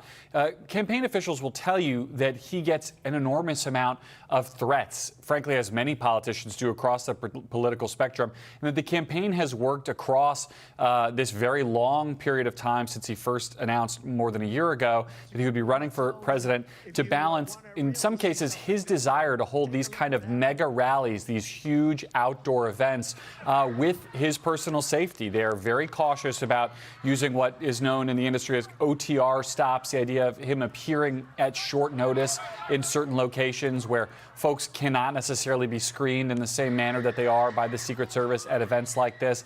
And, you know, any presidential campaign thinks about the candidate's safety. It's a major part of the job. You work with the Secret Service for that reason. But this has been front and center in the minds of campaign staffers going back really since before the launch of this campaign. Obviously, an unusual campaign in the sense that here is someone who has never not had Secret Service protection from the moment he was first sworn in 2017. Through this moment. And I think looking ahead now, and this is something that we're trying to report out, is what, if anything, is going to change about the Republican convention next week? Obviously, the former president was set to arrive there on Monday morning. He was expected to be in Milwaukee across those 4 days. These conventions, as many of our viewers know, are very much high security situations, downtowns locked down days in advance, very difficult to go in or out. What will change in the security, and what will change in the messaging of this convention? We've already seen some of Donald Trump's allies, perhaps most notably his son, Eric Trump, making use of that image on your screen right now, the fist pump from Donald Trump in the moments after we now know that he was shot, to say that this is the fighter America needs, in the words of Eric Trump and in the words of many of his allies, who I think, you know, setting aside the moment that we're in right now, and especially knowing from the former president's own lips now, or his own fingertips, I suppose, that he's going to be okay. This image of him as a fighter is so central to his political identity, so central to his campaign's strategy, and something that I'm sure will be incorporated into whatever we see of the convention next week. What changes might be taking place right now, Lester, very difficult to say. The campaign is on a complete lockdown, not talking to the press, really working through first what's going on with their candidate and what their next steps will be tomorrow and in the days ahead. All right, we're looking at a motorcade leaving a nearby hospital that has been under heavy security here since all this happened. We have not received confirmation that former President Trump has been treated there, but we did just see it looked like a small motorcade leaving the area. So we'll continue to monitor that picture. Garrett, why I have you here? Let's talk about what is likely on the minds of a lot of people. I mean, certainly we're looking at a case where there has been a loss of life. Another spectator has been seriously injured. But this comes as the country and Democrats are still wrestling with the issues over the President Biden's performance in the debate. And now this. I guess it'll take some days to play out as to whether we're looking at another reset and changing how people view this campaign. I think that's right, Lester, and I think it would be a mistake to speculate on exactly what will go forward now. I can only say where it has come to now, and the campaigns that I've covered in the past, the level of intense focus and scrutiny on this presidential election here in early July is very unusual, especially for an election, I think, that a lot of people had kind of tuned out of. Essentially a battle of two incumbents, two people hugely unpopular outside of their own political bases. There was the questions about whether Joe Biden would continue in this race after that debate performance, a historically early debate, and now an intense focus on Donald Trump, on political violence. We know nothing yet about the shooter or his or her motivations. We know nothing yet about exactly why this event took place. But we know the political climate that we're in has been incredibly heated, going back for years. I cover Congress in my other role at this network, and the threat level in Congress has been a huge boost over the last several years by several factors over, more threats against members. So the political environment has changed in that sense, and the heat is turned up to a level that we're just not used to seeing in the summer, which is often the doldrums of a presidential campaign. The sweepstakes speculation is typically the kind of thing that folks in my business are talking about right now. News only for the most dialed in of the political viewers out there. Now all of a sudden we're talking about what appears to be, what is being investigated as, according to our reporting, as an attempt on the life of a nominee or soon-to-be nominee of the presidency of the United States.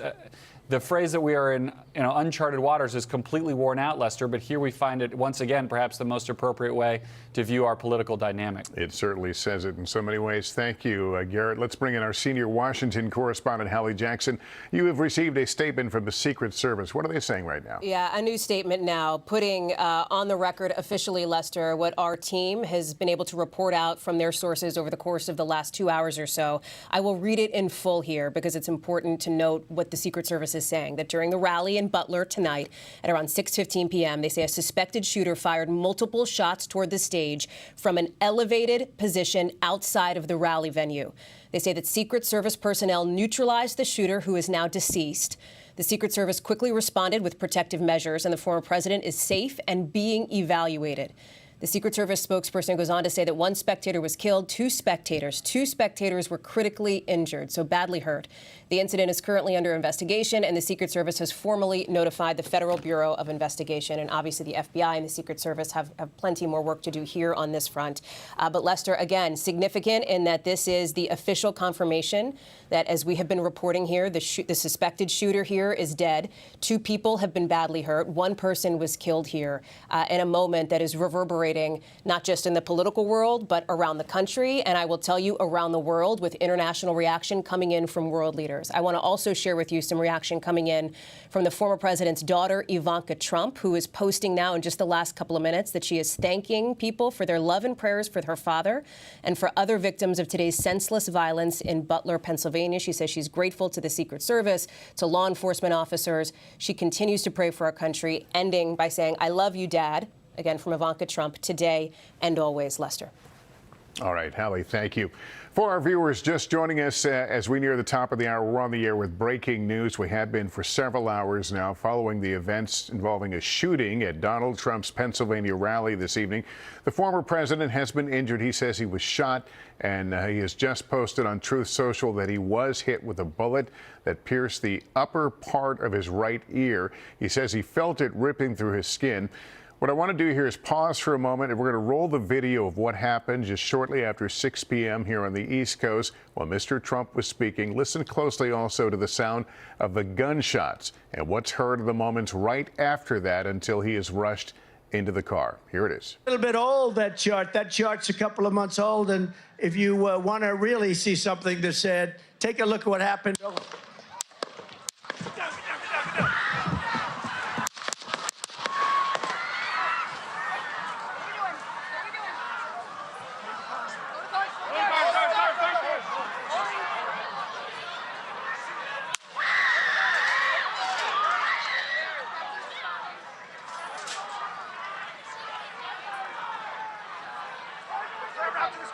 Move to the spare. Hold. When you're ready. On you. Ready? Move. Up. Move. Go. Up. Hawkeye's here. Hawkeye's here. Move it to the spare. Spare, get ready. Spare, get ready. We ready? Down. Down. Are we good? Shooters down. Are we good to move? Shooters down. We're good to move. Clear. We're Let's clear. move. We're clear. Let's move. We're clear.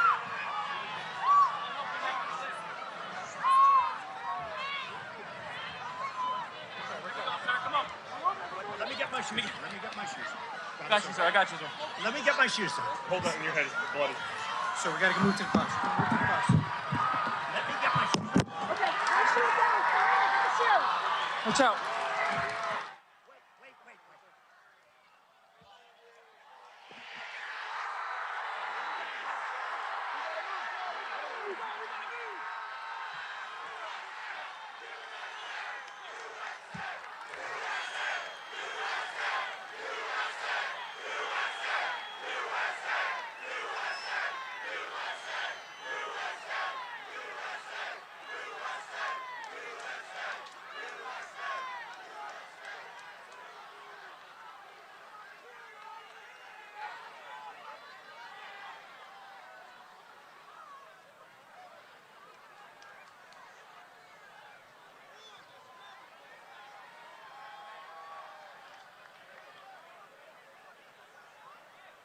We wanted you to be able to see that really from start to finish to when he ends up here in the armored vehicle and is taken to, we believe, a nearby medical center. What we know right now, the Secret Service says Donald Trump is safe. NBC is reporting the gunman fired a weapon from a high point, an elevated position outside the perimeter of the rally, so outside the Secret Service security area. The shooter is dead. Also, a spectator who was attending the rally has been killed, 2 others injured. President Biden has been addressing has talked to the nation. He addressed the nation just a short time ago. I have tried to get a hold of Donald. He's with his doctors. Apparently he's doing well. I plan on talking to them shortly, I hope, when I get back to the telephone. Look, there's no place in America for this kind of violence. It's sick. It's sick. It's one of the reasons why we have to unite this country. We cannot allow for this to be happening. We cannot be like this. We cannot condone this. And the president saying he plans to call former President Trump. President Trump, we should note, has issued a statement extending his condolences to the loved ones of the rally goer who was killed and another who was injured. He also thanked law enforcement and first responders for their quick action. His campaign says he is fine and is being checked out at a local medical facility. His son, Don Jr., weighing in, saying his dad is in great spirits. Let's go right to Richard Goldinger, the Butler County, Pennsylvania DA, who joins me on the phone. Sir, thank you for talking to us. First of all, were you at the rally this evening? Lester, no, I was not present at the rally today. No. All right. Can you tell us what at least the early part of the investigation has shown in terms of what we know potentially about the shooter and his motive? Well, I don't know anything about a motive. I can tell you basically what you've already stated. We have, a spectator dead, unfortunately. We have a second spectator injured and seriously. And the shooter obviously is dead also. So, yeah, that's where we are at this point. The Secret Service, as we see, moved in quickly but methodically as they work to protect the former president. What interaction occurs before a rally like this between local officials such as yourself and the Secret Service? Well, I can tell you that for the last week or so, when this was first announced, that they have been talking to the Pennsylvania State Police, our local municipal officers. We have a CERT team that was activated for this event, and there was a lot of coordination to provide safety for not only the former president, but everybody that attended this event. So there was a lot of preparation put into this, obviously in a short period of time, but these people are professionals, so they know what they're doing, and they put the proper steps into place to provide safety to everybody that was going to be there. Mr. Goldinger, do you know, is this venue, is it a kind of a portable setup, or is it a setup that's there permanently? No, it's a permanent setup. It's sort of like, it's called the farm show, but it's sort of like a fair. So it's a large, wide open area. There's actually an airport there also, a small airport. So, yeah, it wasn't anything that they had to come in and set things up as far as, well, we're going to have this event here. They had to set the bleachers up and everything like that. But, yeah, and then I'm curious, are you familiar, we're now getting the reporting that the shooter fired from an elevated position. Can you in your mind picture what that position might have been? Is there a nearby hill? I absolutely can. Yes, I can. And so that would have been several hundred yards away in my mind from where President Trump would have been speaking. And again, off-site. So, was it a hill or just a elevated area? No, it's all fairly flat from what I can think. But obviously, if you get on a roof, you're elevated. So, and the showgrounds where they were at is all fairly flat. Okay. All right, Mr. Goldinger, thank you so much for coming on and speaking with us. We continue to watch these pictures again. We've played them, we know, over and over again, but I feel like you see something different. One of the things in my previous reporting with the Secret Service, you see that woman who appears to be around the president. One of the things they are trained to do is to take their hands and then work it across the person's body and find out if there are other wounds that may have not revealed themselves yet. And they certainly do that once the protectee is put into the vehicle, again, to make sure that they can get an early read on any other traumatic injuries or wounds. So we continue to learn and see different things in this video, but certainly an example of professionalism, calm thinking, and training at work here as we watch these Secret Service agents move into this coordinated action, calling out vital information in short and terse statements. Shooter is down. Are we clear? And that sort of back and forth communication. It's fascinating to watch. NBC's Dasha Burns is still outside the what was the Trump rally. She was there when the shots rang out. She and her crew, we're happy to say, are safe. But you've been talking to people who are in a traffic jam. I don't see vehicles behind you, so it looks like there's some progress, Dasha, in clearing this area. Yeah, Lester, last time we talked, there were cars all up and down this road here trying to get out of this venue. There were thousands of cars parked all across these lawns here. Now that's cleared up, but we did speak to some of the people who have been making their way out, people who witnessed this absolute tragedy. And I want to introduce you to some folks who kindly pulled their vehicle over for us so that we could speak with them. This is Stacy and Vanessa. And as you said, Lester, the former president now posted on Truth Social describing how he was shot in his ear, grazed by a bullet in his right ear. Well, Vanessa was right there. You both were right in front of the former president when this happened. Can you describe what you witnessed? Yes, we were 6 rows back, straight in front of him, and at his podium, we could see him really good. He was talking about his chart, and he moved his head to the right to explain where they're at in the chart. And then as he moved his head to look at the chart up on the screen, that's when he got grazed in the ear. If he had not moved his head at that nick of time, it could have been a lot worse.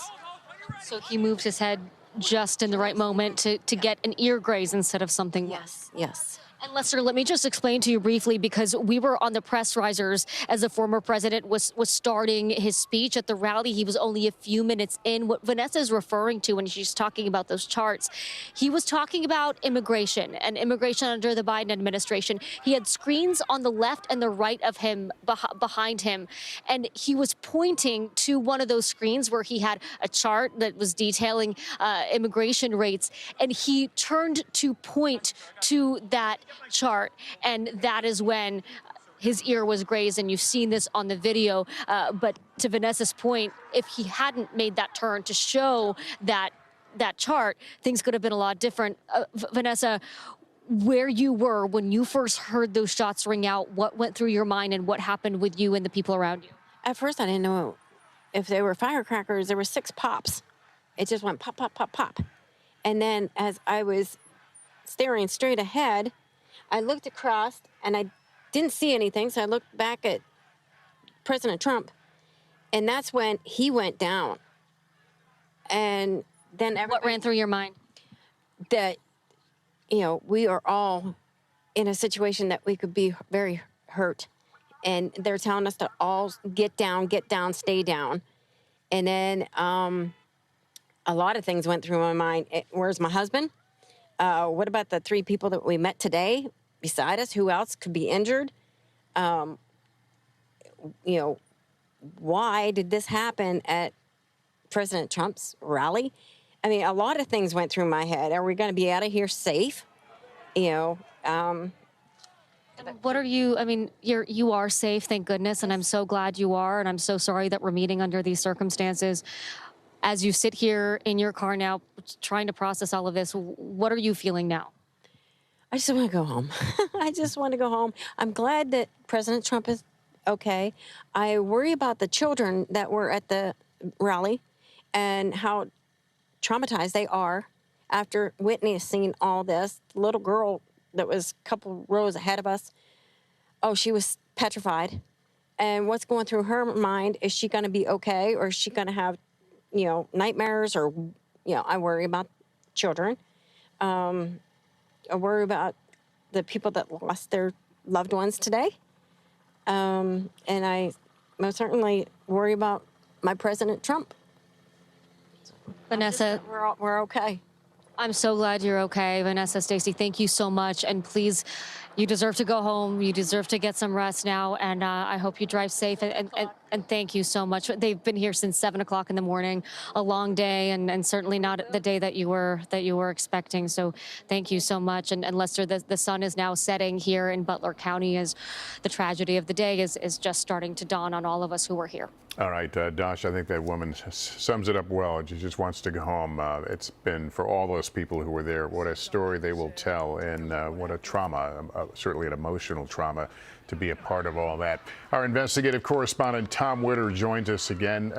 Tom, what more are you learning from what appears to be a pretty rapidly unfolding investigation?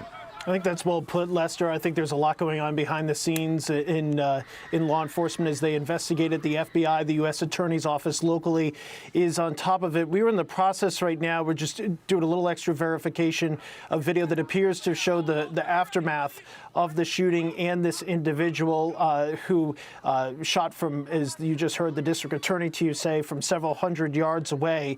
It was not, if all this video syncs up and looking at the maps, it does not appear to have been head on, if you will. So our vantage point towards Trump, it would have been from off to the side to what would be towards our left looking at this shooting. That's where it appears to have occurred, but we're still waiting to get more details at this hour. As far as, you know, the president has said he was grazed by a wound. I'm looking there at both teleprompters, which would be the closest glass, and they both appear to be sound. There does not appear to be any sort of damage to them. So it does appear, at least initially, that that's the case, but we're waiting to get some additional confirmation. What will happen now, this investigation in some ways will be quick because they'll want to make sure that there's nobody else that they need to be looking for. We obviously have other people who are running for office or in office currently that they want to make sure are going to be safe or not impacted by anybody who knew this individual. But from a forensic standpoint, from other standpoints, they will slow this down. And once they search that individual's premises, they will make sure that they have a full accounting and cataloging of all the evidence. Even though the alleged shooter is believed to be deceased, they need to go through all of that. And just to take a bit of a step back here, Lester, we have been talking about for months. The FBI director has talked to you specifically about the incredible threat environment, and I don't use that word in a good way, but the incredible threat environment that is facing the United States. And at the center of that is obviously the tremendous political discord that we have, as well as foreign threats. And so when you look at this, this type of thing, unfortunately, is something that has been feared by law enforcement, that we would see some sort of political violence. And obviously, that's something that appears to have happened here today. So we're waiting to get more details. We do not have a name. I will caution people that are, as so often happens, Lester, as you know now, people are watching us and listening to what we have to say and keeping an eye on their phones and social media. There are several names that are going around on social media that I can tell you are flat out not true. Some of those individuals have been involved in prior mass shooting events. Some of those individuals are bloggers from foreign countries who have no nexus to this whatsoever. And so there's no indication, at least at this stage, that any of the names that have been widely circulated on social media are in fact associated with this shooter. And I think it's important for people to point that out. I'm not going to mention them because for some of those people, they have nothing to do with this, and we certainly don't want to give them any notoriety for no good reason. Yeah, important to point out. All right, Tom Witter, thank you. We'll come back to you as you continue to gather more information. I want to bring back Evie Pomperus, a former Secret Service agent. I don't know if you heard my interview with the district attorney a few moments ago. He was describing there's an elevated area and perhaps of several hundred yards around this site. It's been pointed out that the wound received by Mr. Trump was on his right cheek. What are you able to put together as you visualize this? You know, as I'm listening to the whole thing and we're hearing that the threat, in the terms that we would use, the threat's been neutralized, right? We understand, and what we're hearing is that the shooter is no longer alive. I'm thinking, how did that shooter get taken out? And was that shooter taken out actually at a distance? One of the elements you typically have when it comes to protection, you have counter sniper team. Sometimes the Secret Service will have their own team. Other times, if there are not enough resources, which can happen during a campaign season like this, if everybody's stretched out too thin, you may use a local element. So when I hear that the individual from a distance was shooting, I always think immediately of that counter sniper element. Was somebody able to take that person out? Now, when you have counter sniper, your counter snipers are always going to be at an elevated position. So if you're in an urban environment, they're going to be up in high-rise buildings. If you're in an environment like this, they're going to be maybe on any podiums or any stands, anything that gives them elevation. And what they're doing, Lester, consistently is they are looking out through their scopes, through their binoculars. They're looking out, and they're looking what's going on in the distance. So immediately, again, I'm assessing based on what we've done in the past. When you hear those sounds, you're immediately going to look to the direction of where those sounds go. You're going to engage eyesight-wise to see what do you see, and then is there a target to engage? So that's one way in which you can neutralize a threat.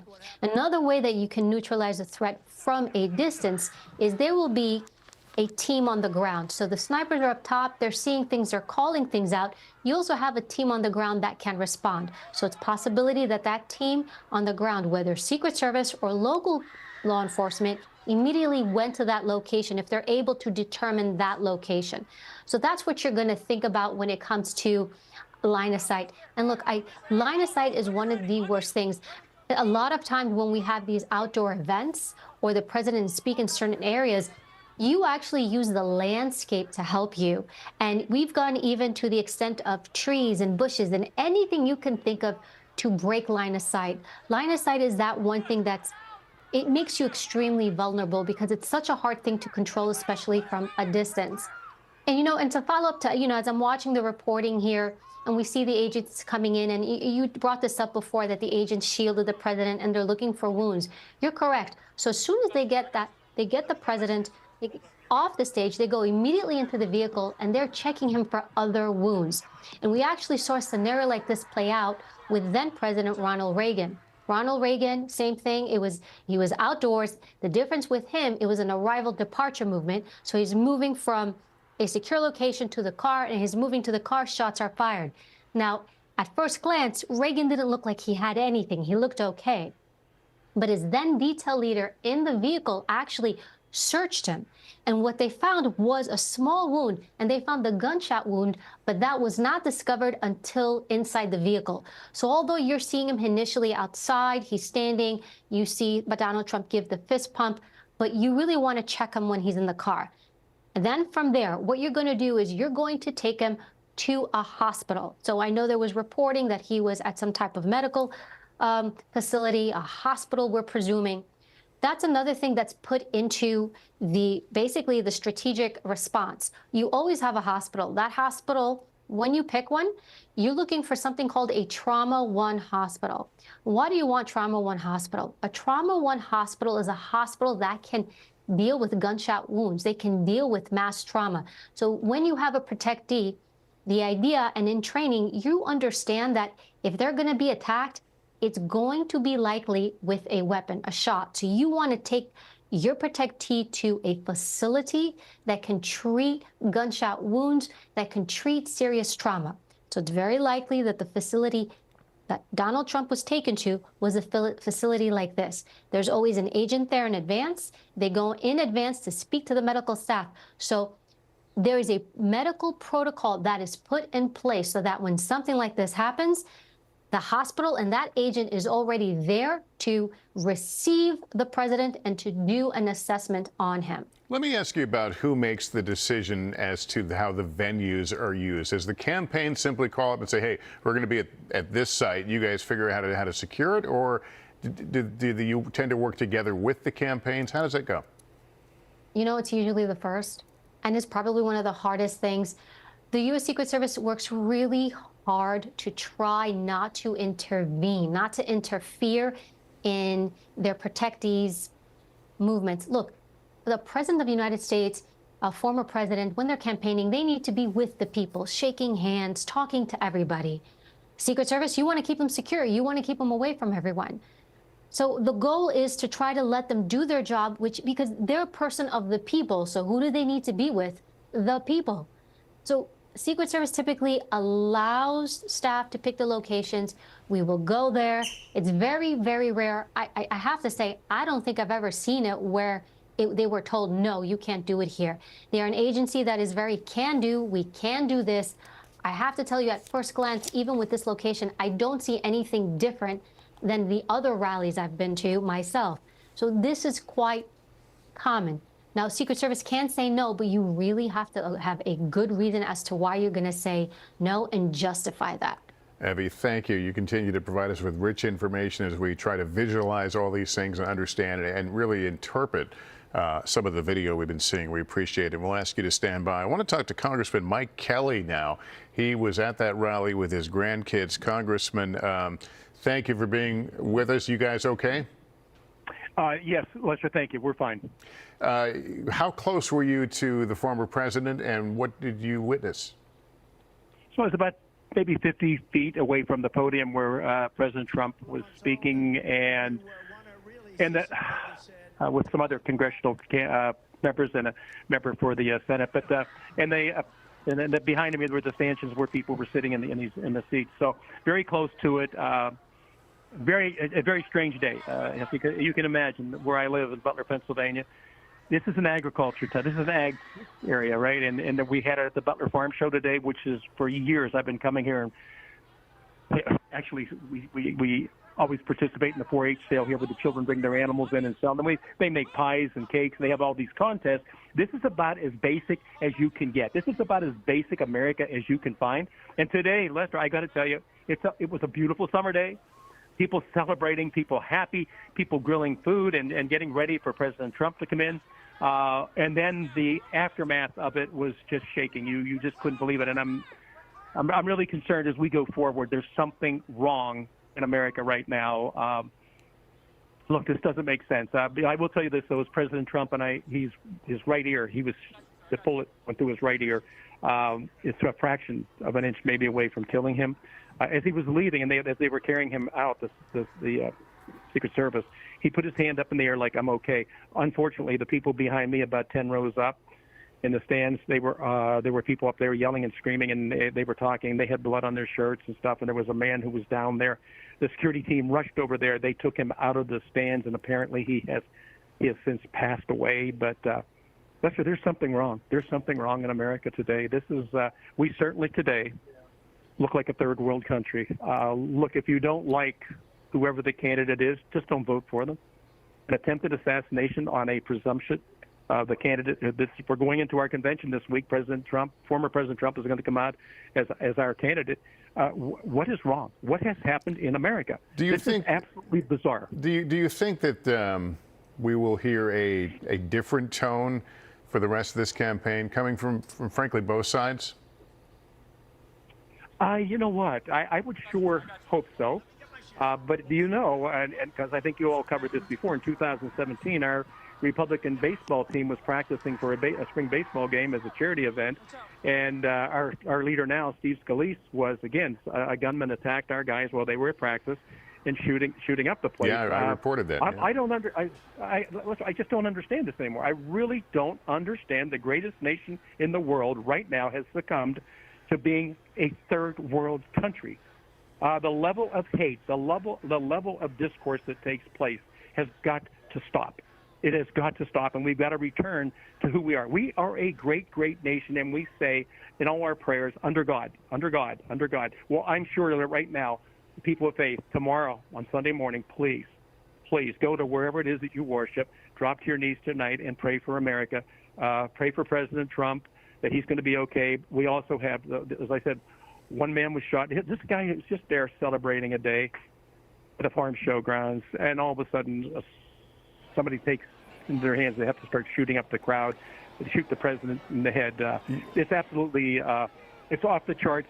third world country now. We have to start rallying around about who we are. When 1.5 million men in uniform and women in uniform have died to give us the right to practice the form of government we have, for us to be so casual and so callous about it? No. It's time for America to get back to being America. And Congressman, you were there with your grandchildren. I didn't get the ages of were the young children? Yeah. I mean, so we had children there anywhere from 4 years old up to 12 years old. Let's see, about 10 of them. My wife was there. My sister-in-law was there with her grandchildren. One of my sons was with me. And you have to wonder, as the children came back, they're just, Grandpa, why would somebody do that? Grandpa, why did somebody do that? They don't like President Trump. Just don't vote for him. And I've said, kids, I'll tell you what. That's why Grandpa is in Congress. We have got to go. We have got to get this country back on the beam. We cannot allow this to continue to unravel. Lester, I mean, really, we're like a third world country right now, right? I mean, this is absolutely off the charts. Evil. It can't exist. We can't allow it to exist, and we can't tolerate it. We can't say, well, that's going to happen from time to time. No, it's not. It cannot be allowed. 1.5 million men and women in uniform to give us the right to vote and do the things we do, for it to be this way now? Obviously, a shocking and terrible evening as we hear the former president is okay, but as we've noted that one person was killed, 2 others have been badly injured in this. Congressman, thank you for taking a few minutes. We're glad you and the kids you're with are safe. I want to go to Garrett Hake now. He covers former President Trump. Garrett, Donald Trump has posted tonight on Truth Social. Talk through us what he wrote. That's right, Lester. The former president using his preferred medium to inform the world of his status and the fact that he's okay. His message really in 3 parts. First, thanking law enforcement and the Secret Service for their swift action in Butler after the shooting. Second, offering his condolences for the person in the crowd, presumably a Trump supporter, who was killed and the other person seriously injured, about whom we don't have any additional update now. And then describing his experience with what he says was being shot through the skin of his right ear, saying that he knew immediately that it was a bullet. He felt the bullet ripping through skin. He says much bleeding took place, and he realized what had happened. He concludes, God bless America. We don't know yet, Lester, if this will be the only communication we get from the former president tonight. He is, of course, scheduled to go to Milwaukee and be seen there on Monday for the start of the Republican National Convention. But obviously, not just a personal crisis for him, a sort of crisis for the country with this moment of apparent political violence with an apparent assassination attempt, but also a crisis for his campaign that will now have to figure out what exact steps they'll need to take, both to make sure he remains safe today, tomorrow, and going forward, particularly with the convention where tens of thousands of people are expected to attend over the 4-day event, and what, if anything, they want to make of this moment politically. The former president said in his Truth Social post that nothing is known yet about the shooter. He makes no comment about that. His supporters, though, are using images like the ones we're seeing on the screen, including now both of his sons, pinning those images to their X accounts, the website formerly known as Twitter, pointing out the idea that their father, the Republican nominee in waiting, if you will, is a fighter, and kind of seizing on this moment to elevate him politically. And so we have the physical update here from the former president. Again, he claims that he was shot through the upper part of his right ear. By all accounts, will be just fine. The political reverberations, of course, entirely unpredictable at this moment, but already going on behind the scenes. The Trump campaign, as we've reported earlier in the evening, putting their staffers on lockdown, telling people not to talk to the press, not to talk at all, while they figure out the steps at a more senior level they want to take going forward. And Lester, I'll just add, as I mentioned earlier in our broadcast tonight, that concerns about the former president's safety on the campaign trail have always been on the front burner at the senior level of the Trump campaign. The mega rallies that he likes to hold with tens of thousands of people in open areas. Concerns about how to continue to conduct those safely in kind of a hot political environment, in an environment where he just might not be safe. There was much talk about those events, and even the smaller events where he likes to drop by at fast food restaurants or firehouses, the kind of unscheduled stops that presidential candidates like to make. at every single one of these stops that are discussed, there are serious high-level discussions about whether they can be conducted safely. It'll be borne out in the reporting to come what kind of conversations were had about this rally and how, if at all, Donald Trump will change his posture towards these rallies that have become such a hallmark of his over his political career. Yeah, I was going to ask you about that because this is a part of his certainly his political identity. He loves these type of moments in these rallies, so it would be hard to imagine his campaign without that. But I guess that is one of the many. Yeah, go ahead. We did see, Lester, earlier this year, his campaign made a tactical decision in Iowa and New Hampshire when they realized that these giant rallies were pulling in so many people from states that weren't relevant. You know, if you held an event in Iowa for 10,000 people and 6,000 of them drove over from Illinois, it wasn't helping you in the caucus. So they made tactical decisions along the way to shrink events for that purpose. Obviously, in a general election, when you're talking about 70, 80 million voters across the country, but mostly focused on battleground states, it doesn't seem outside of reason that they might find smaller events that look just as good on television might be safer, easier, certainly cheaper going forward. But again, I think these are all conversations that are going to be had down the line with a president, as you note, who very much likes to have these events, to talk about the crowd size, and to make that part of the sort of his idea of projecting strength as a candidate. All right, Garrett Haake, thanks. We'll ask you to stand by as I bring in our senior Washington correspondent, Hallie Jackson. Hallie, we have been hearing from members of the Trump family tonight. In fact, Garrett mentioned some of them. Obviously, I guess they are the lone conduits. The campaign itself is being very quiet right now. Yeah, they are. And they have taken on the position now of sort of communicating to the American people, as their father has now done in that Truth Social, that online post that Garrett just referenced, how their dad is doing. Donald Trump Jr. is saying that his father is in good spirits, that he has spoken with him. I have heard from somebody else who has spoken with the former president, very close with him, who describes him as very tough. And so we know that the former president was shot in the ear based on, of course, that post. His daughter, Ivanka Trump, also releasing a post saying that she loves her father, condemning political violence, as so many on either side of the aisle have done tonight now over the course of the last 3 hours or so. I was struck listening to your conversation there with Congressman Kelly, Lester, who knows Butler very well. That's his hometown. He was raised there. The place where this rally was held, this is, to use a cliche, Lester, it was Trump country. I mean, this is a place that skews heavily Republican, where Republicans outnumber Democrats 2-1, where Donald Trump handily won back in 2020 by something like 2/3 of the vote there. This is a place where he would, of course, be focusing on coming up in this upcoming election. It was a notable location for his rally just 2 days now before the convention was supposed to begin, because it was the last rally before Milwaukee. There was some question 4 hours ago as to whether or not the former president might actually roll out his running mate, his vice presidential pick there. That had been where so much of the focus and the conversation politically was for Donald Trump and for his campaign in the moments, of course, before this horrific shooting happened, this horrific attack. Now, obviously, the conversation has changed, and I can tell you, based on some of the reporting from our team here at NBC News, a source familiar with planning for the convention says this changes everything. That is reflected by some of the conversations that I've had as well. Sort of people are going, how could this go on as normal? So I think there is a real question mark as to the days ahead. But I think probably the most urgent one, and the question that we are working on too, is just physically, where does Mr. Trump go from here? Will we hear, for example, from any of the doctors who treated him? Will we perhaps see him publicly, maybe tonight, maybe early tomorrow morning? Will he want to make an appearance like that to come out and reassure the American people that he is, in fact, okay, that he is, in fact, in good spirits, Lester? And so I think there is obviously more to come on this story as we continue to report it out, both politically and from a law enforcement perspective, as you see the former president there and what has become that now iconic image. Hallie, thank you. Let me go to Kristen Welker in our Washington, D.C. bureau. We're hearing from members of the President Biden's cabinet in reaction to this apparent assassination attempt.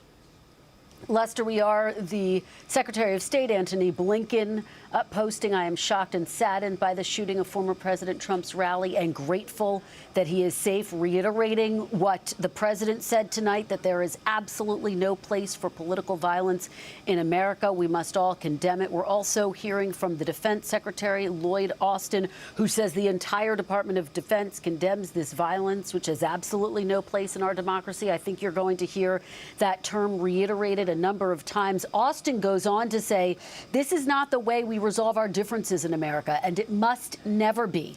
I am relieved that reports indicate former President Trump is safe, and I am praying for him and his family and everyone affected by this appalling incident. So incredibly strong language coming from the Biden administration, bolstering what we heard from President Biden tonight, condemning this violence in the strongest terms possible. And Lester, again, this is a moment where people on both sides of the aisle are coming together to condemn this, to say that we cannot tolerate this as a country and that, quite frankly, something has to change. It is worth noting that Congress has a role to play here. Obviously, federal authorities are going to lead the investigation into exactly what happened, how this could have happened at a Trump rally. But Congress also wanting to get to the bottom of how this unfolded. The chairman of the House Oversight Committee, James Comer, writing in a statement, I've already contacted the Secret Service for a briefing and am also calling on the Secret Service director to appear for a hearing. So, Lester, again, this is just the beginning of the process of starting to understand, starting to get to the bottom of exactly what happened and how this country will prevent this from happening again, both from a security standpoint, Lester, but also in terms of how our politics is conducted, the political rhetoric that is used in this country, and the tone with which this campaign is being waged.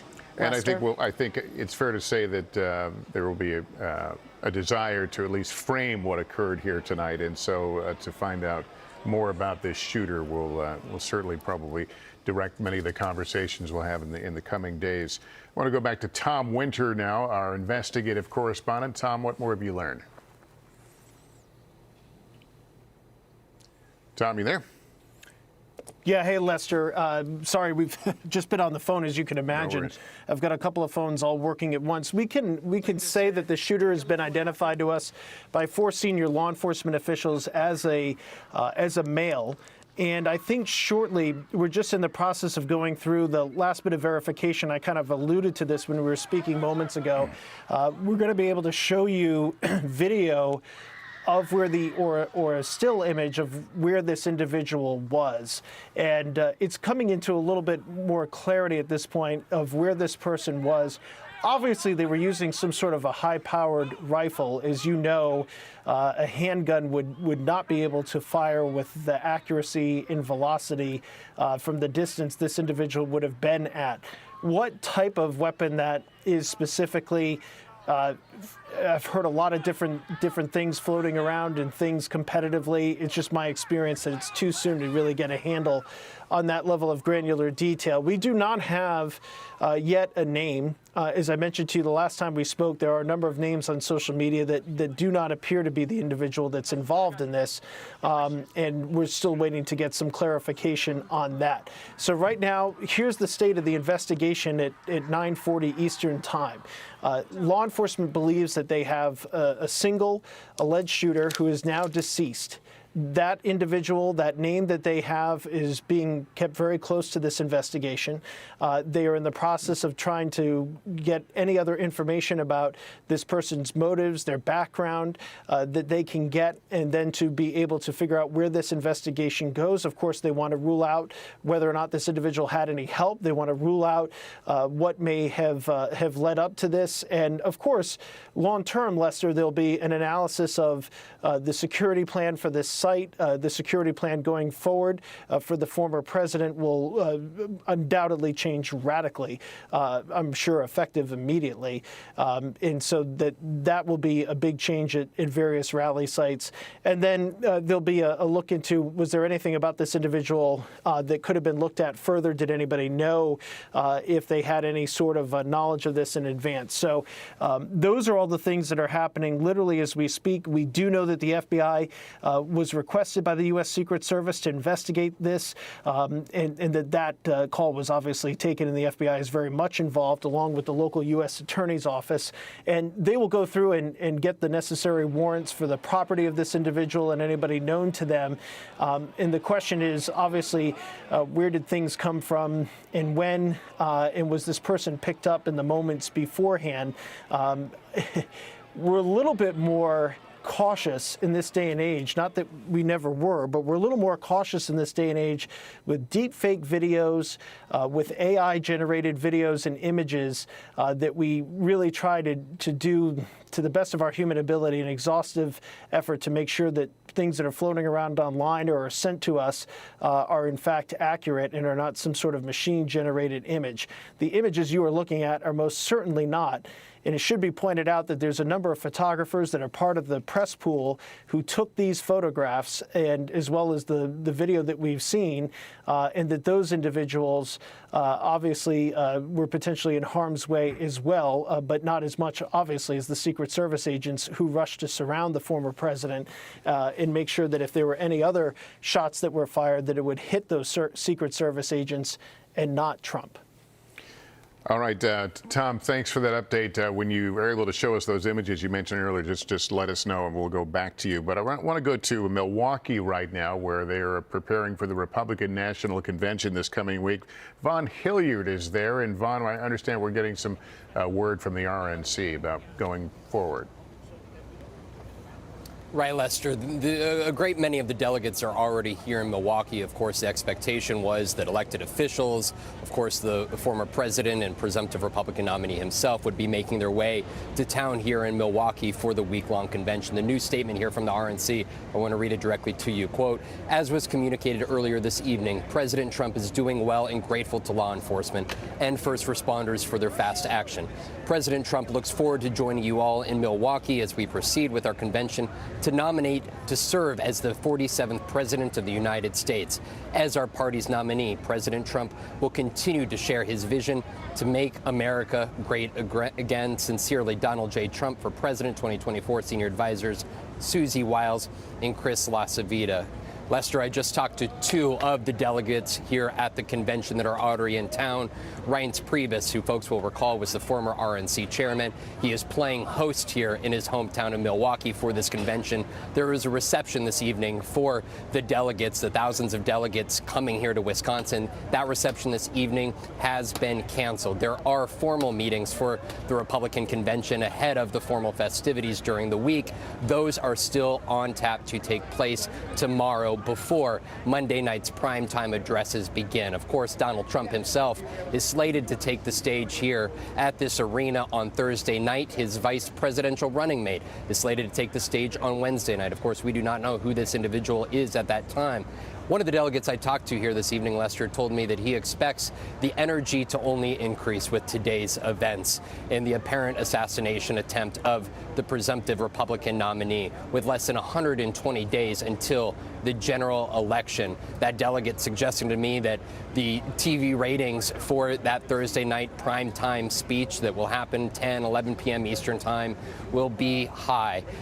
For this Republican Party, Lester, Donald Trump was somebody who ran through the Republican primary process and handily won to get to this point here. He has had these rallies around the country 9 years running now, and here today in Pennsylvania, less than 48 hours before we expected him to arrive alongside his wife Melania and his sons Eric and Don Jr., as well as a daughter Ivanka, and expected Barron as well, before the family were to arrive here less than 48 hours. This convention will move forward, we're told, though, in its anticipated events as they were previously planned. Lester. All right, Vaughn, thanks very much. I want to continue that part of the conversation with Kristen Welker, moderator of Meet the Press. She's in Washington.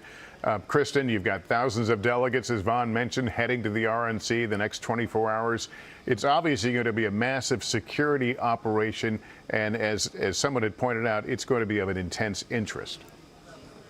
Well, Lester, you're absolutely right about that. And look, security had been front and center prior to this shooting at the Trump rally in Pennsylvania, and so now undoubtedly they will reassess. We would not be surprised to learn that they will bolster security in various areas. But again, you are talking about thousands of people descending upon Milwaukee, not just Republicans, Democrats as well, to deliver the counterpoint to the speeches that we're all going to be tracking every night. And then, of course, the media, the journalists will be there. So this will be a city that will be bustling, that will will be brimming. So undoubtedly, the security, again, Lester, is going to just be critical. We have talked so much about perimeters this evening. We know that both the Republican National Convention as well as the Democratic National Convention, which gets underway in August, that the planners for those events have spent a lot of time focused on the perimeters, making sure that they are as strong, as secure as possible, that it is as difficult as possible to access the area where the speakers will be, where the delegates will be. And so, again, Lester, this is a moment for a reset. Undoubtedly, when those who are planning the Republican National Convention, the security detail for that event will take a step back and reassess everything that they have just planned. Lester, all of this comes as we're getting a statement from the Attorney General, Merrick Garland, about the shooting tonight. The first time we are hearing from him, he says, "I have been briefed on the shooting at former President Trump's rally and have briefed the president." The FBI, ATF, U.S. Attorney's Office for the Western District of Pennsylvania, and the Department's National Security Division are currently working with the Secret Service as well as state and local law enforcement partners on the ground in Butler, Pennsylvania. My heart is with the former president, those injured, and the family of the spectator killed in this horrific attack. We will not tolerate violence of any kind, and violence like this is an attack on our democracy. The Justice Department will bring every available resource to bear to this investigation. So there again, you have the Attorney General echoing what we have heard from President Biden, from members of his cabinet, from the Vice President, who has also put out a statement this evening to condemn the violence, condemning this violence in the strongest terms possible. We have, of course, Vaughn was just talking about the fact that this day started with journalists, people who are interested in politics, wondering if this would be the day that former President Trump would announce his pick for the VP nomination. And of course, this was not the day. This turned into a very different day. But all of those who are a part of that process have weighed in as well to condemn this violence in the strongest terms possible. And again, Lester, this is one of those moments where, to some extent, for a brief moment, the politics gets put aside. President Biden halting his campaign ads. The Trump campaign went into a virtual lockdown until former President Trump put that statement out. But again, everyone still responding and reacting to the horrific events that unfolded in Pennsylvania. Some things are bigger than politics, and certainly the life and death nature of what we have witnessed today. Our thoughts, obviously, with the family of the deceased victim, the other two that are injured. On this horrific day. We want to bring in Evie Pampouras, again, a former Secret Service agent. If I can continue the conversation we were having with Kristen with you regarding strengthening the security, potentially strengthening the security at the Republican National Committee. I would think there's only so much you can do, considering it was already a high threat environment. What sort of options will the Secret Service have to spread its footprint? Well, here's the thing. They're going to do more and a lot more. So there is a lot more that can be done. For one, it's not just the U.S. Secret Service that's got the manpower. The majority of the manpower doesn't come from the Secret Service. The majority of the manpower comes from the local police department, the men and women that work locally and for the state. So you're going to see an upscale of the state and the local police entities coming in to secure the RNC. That's where the upscale is going to take place, because they too don't want anything happening on their watch, on their ground. The U.S. Secret Service and all, it's maybe a couple of thousand agents. It's not a big agency. Yes, are they elite? Are they tactically trained? Absolutely. But in the end, they work together and in harmony with all the local entities. The local departments, the local police, the state police, they're the one who come in with the manpower. And that's what you're going to see. You're probably also going to see a lot of uniforms. And why am I saying this? When you do a security venue, you design your security plan around a lot of different things. One of the things you think about is uniforms. How many uniforms do I want?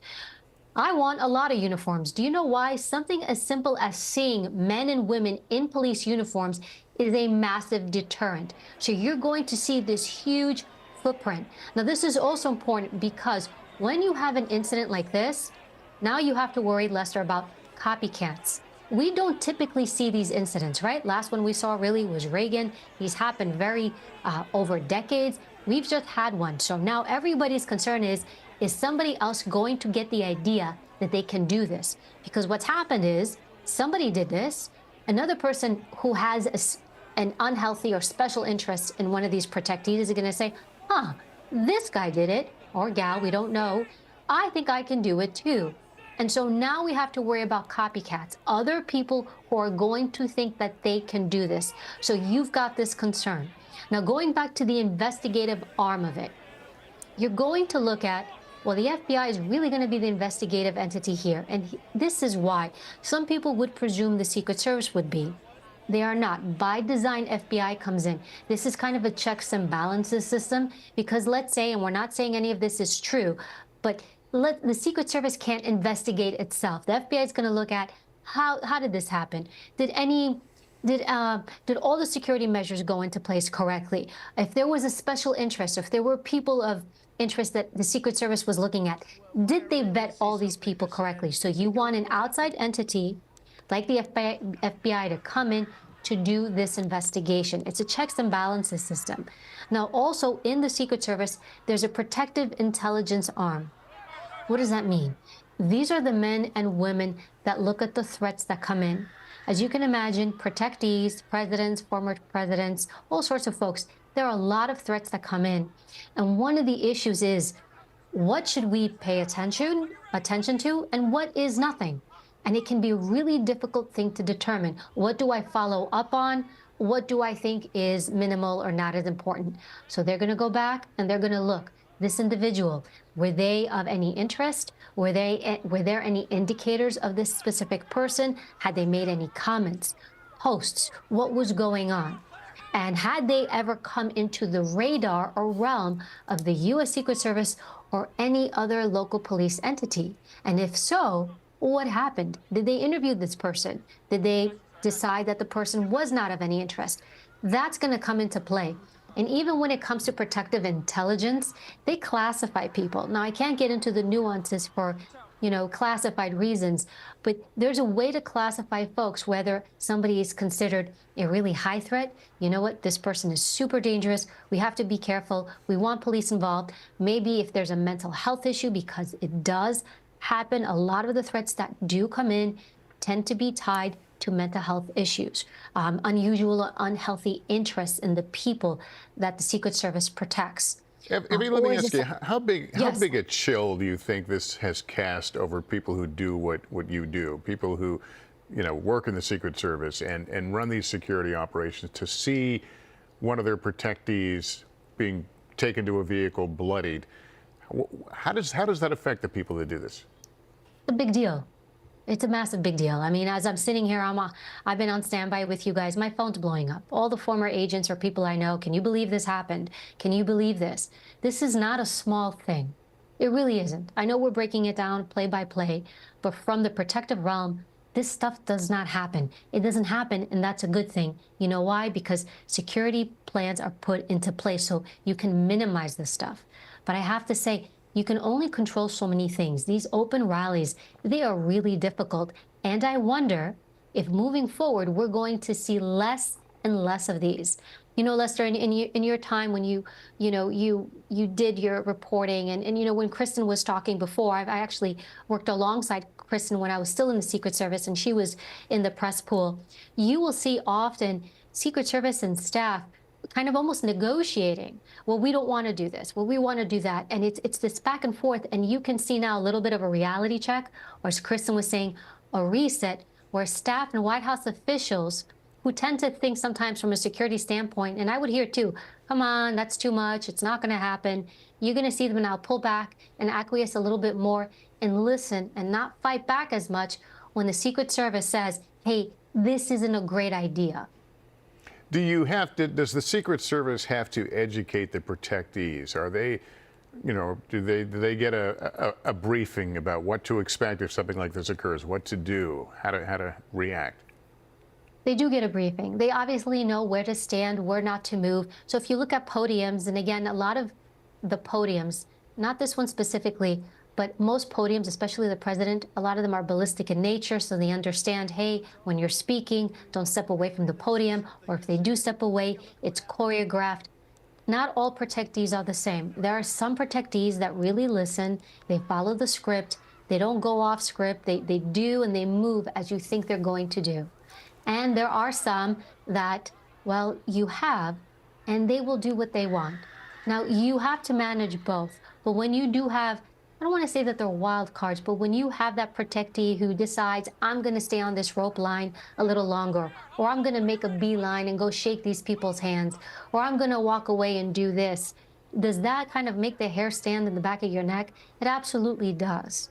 It causes issues. And of course, we know that within the next few days, there will be a vice presidential running mate selected by Mr. Trump, and that will be one more candidate you'll have to protect. It is another candidate. As you know, as the people get added on, it's more, I don't want to say stress, but it's more resources that the U.S. Secret Service has to divvy out. And look, right now, it's all hands on deck. Anytime it's a campaign year, it's all hands on deck. And a lot of people don't know this, Lester. U.S. Secret Service, they have an investigative arm. They're actual criminal investigators. They work criminal investigations, fraud, counterfeit money, all sorts of things. Actually, they were created April 14th, 1865. President Lincoln was the one who created the U.S. Secret Service, and their mission was to combat counterfeit currency. It wasn't protection. Protection came later, many years later, because there were so many different assassinations and assassination attempts made on presidents or presidential candidates that the government stepped in and said, U.S. Secret Service, will you now do protection? So during campaign years, all the criminal investigations stop, all these other things stop because the manpower goes to protection. And look, the world is watching. Right now, we're sharing this. Everybody's watching. The world is watching. And one of the things is, this is truly a symbolic thing. You know, often people would say to me, how could you take a bullet for this person or that person? They would see it on a very individual or personal level. You don't take a bullet for the person. It's something bigger. It's symbolic. What does it mean symbolically to the world, not just to the American people, when somebody can cause harm to one of the most powerful world leaders? It sends a message, and it's also the image of the U.S. It can either strengthen us or weaken us, and perception is reality when it comes to politics and how the world sees us. Well, it's an important calling, and we've certainly seen it in action tonight. We appreciate you breaking it down as we come to understand what goes on behind these pictures and how it all played out tonight in Pennsylvania. Abby, thank you. We'll hopefully be able to come back to you here shortly. Our viewers just joining us, we are on the air with rolling breaking coverage. We have been covering the shooting at Donald Trump's Pennsylvania rally this evening. The former president has been injured in what appears to be an apparent assassination attempt. The Secret Service says the president is safe. Tonight, Donald Trump posted on Truth Social that he was in fact hit with a bullet that pierced the upper part of his right ear. He said that he felt it ripping through his skin. What I want to do again here is pause. We're going to roll the video of what happened just shortly after 6 p.m. here on the East Coast while Mr. Trump was speaking. And listen carefully. You'll hear the sound of the gunshots and what appears to be the moments right after that until he is rushed into his car. Here it is. A little bit old, that chart. That chart's a couple of months old. And if you want to really see something that's said, take a look at what happened.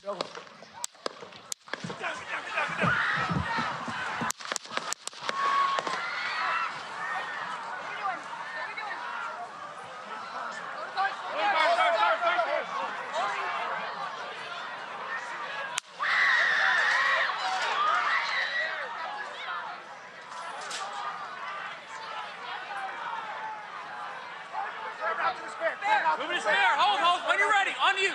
Ready? Move. Up. Move. Go. Up. Hawkeye's here. Hawkeye's here. Move it to the spare. Spare, get ready. Spare, get ready. We ready?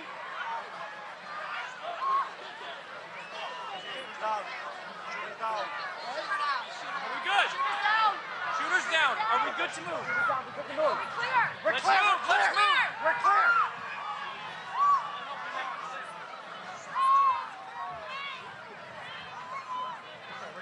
Come on.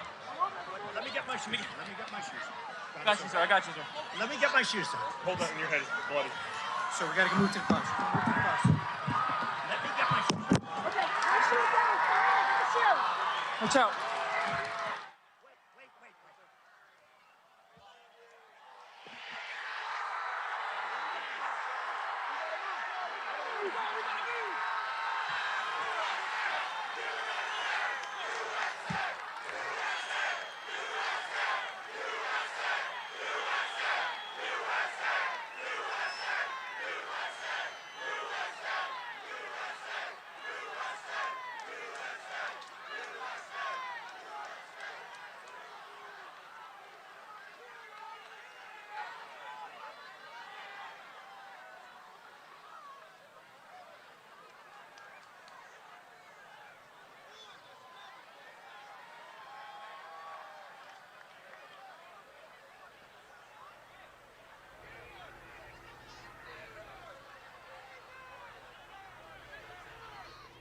And that is the point that he's put in the car and taken to a medical facility. Here's what we know right now. If you're just joining us, the gunman fired a weapon from a high point outside the perimeter of the rally, so outside the Secret Service security area, if you will. The shooter, described as a male, is dead. Also, a spectator who was attending the rally has been killed, and 2 others who were there were critically injured, according to the Secret Service. President Biden has been briefed. He addressed the nation a little while ago. But the bottom line is that the Trump rally was a rally that he should have been able to be conducted peacefully without any problem. But the idea that there's political violence or violence in America like this is just unheard of. It's just not appropriate. And everybody must condemn it. Everybody. And former President Trump has issued a statement extending his condolences to the loved ones of the rally goer who was killed and the others who were injured. He also thanked law enforcement and first responders for their quick action. His campaign says he is fine and has been checked out at a local medical center. His son Don Jr. weighed in, saying his dad is in great spirits. His daughter Ivanka wrote on social media thanking supporters for their love and prayers for her father and the other victims of today's senseless violence. And another important note, Mr. Trump says he looks forward to attending the Republican convention in Milwaukee this coming week. Let's get right to NBC investigative correspondent Tom Witter, who has more on the investigation. Tom? That's right, Lester. In a statement we received just moments ago from the FBI, they say, quote, they have assumed the role of the lead federal law enforcement agency in the investigation of the incident involving former President Donald Trump that occurred earlier today in Butler, Pennsylvania. The statement goes on to say, Lester, that special agents of the FBI Pittsburgh field office responded immediately to include crisis response team members and evidence response technicians. They say we will continue to support this investigation with the full resources of the FBI alongside our partners at the U.S. Secret Service and state and local law enforcement. And Lester, tonight they're asking anybody that might have any information about what led up to the shooting today and the shooting itself to call 1-800-CALL-FBI. So that's the latest statement we just received moments ago from the FBI, who has taken the lead on this. They'll work with the U.S. Attorney's Office for the Western District of Pennsylvania that's based in Pittsburgh. If there's going to be any sort of criminal prosecution, to type up the warrants and get the information to continue to pursue this investigation, as you and I have been talking about now for several hours. As far as what we know, we still do not yet have a name of the alleged shooter in this incident. The shooter, based on images, video, and descriptions from law enforcement that we've seen, appears to be, if you were to look at the former president head-on from the video that we've been looking at, appears to have been off to his right, and that the shooting was we've been described to us as several hundred yards away, that the shooter was on top of an elevated surface and then was shot and killed by the United States Secret Service, and then law enforcement obviously rushed to where the shots were coming from. How many shots were specifically fired from the shooter and from the Secret Service or maybe other members of law enforcement, we just don't know. He has been described as a male, and that's really the only information that we have. His specific motives or background, is he somebody who law enforcement has ever been in contact with before? Those are all questions that we are asking, we've been asking, and we're trying to get that to you, of course, as soon as possible. As far as where things go from here, there's obviously a convention involving this candidate starting in just a day plus time, and he is expected to address the RNC obviously on Thursday evening. He has a vice president pick to make, and so what would be normally a very busy time for the Secret Service as they pick up a potential vice president or a vice president candidate, as I should say, that now it's going to be only so much more intense because of this obvious apparent assassination attempt on the former president and the presumptive Republican nominee. And so this changes the game radically. The New York City Police Department tonight beefing up their presence outside of the Trump Tower, just a couple of blocks from where you and I are sitting up Fifth Avenue, where, of course, the former president has a residence. Now, he hasn't been staying there. His new residence is Mar-a-Lago in Florida, as you know, but they have beefed up out of an abundance of caution. No specific intelligence that something would happen at Trump Tower, but I think based on the events today, you can see any of the Trump properties where he has stayed, where he might stay, to face an increased law enforcement presence until everybody figures out exactly what's going on here. We've seen no indication that there are any other individuals involved. On the other hand, nobody so far has told us that there are no other individuals involved, and that's obviously part of an active investigation. They do have images of this person, they do have their body, and so presumably they do have an identification as well. And so we'll continue to track the specifics about this person, what may have led up to it, and all the questions that we would normally ask, including the type of weapon that may have been used in this. But obviously, law enforcement, I can tell you, up and down the East Coast tonight, acutely aware of what happened today and following it very closely. And as you and I have discussed on numerous occasions in your exclusive interview with the FBI director, we are no doubt in a heightened threat environment. They've been very concerned about the idea of some sort of a political-based violence.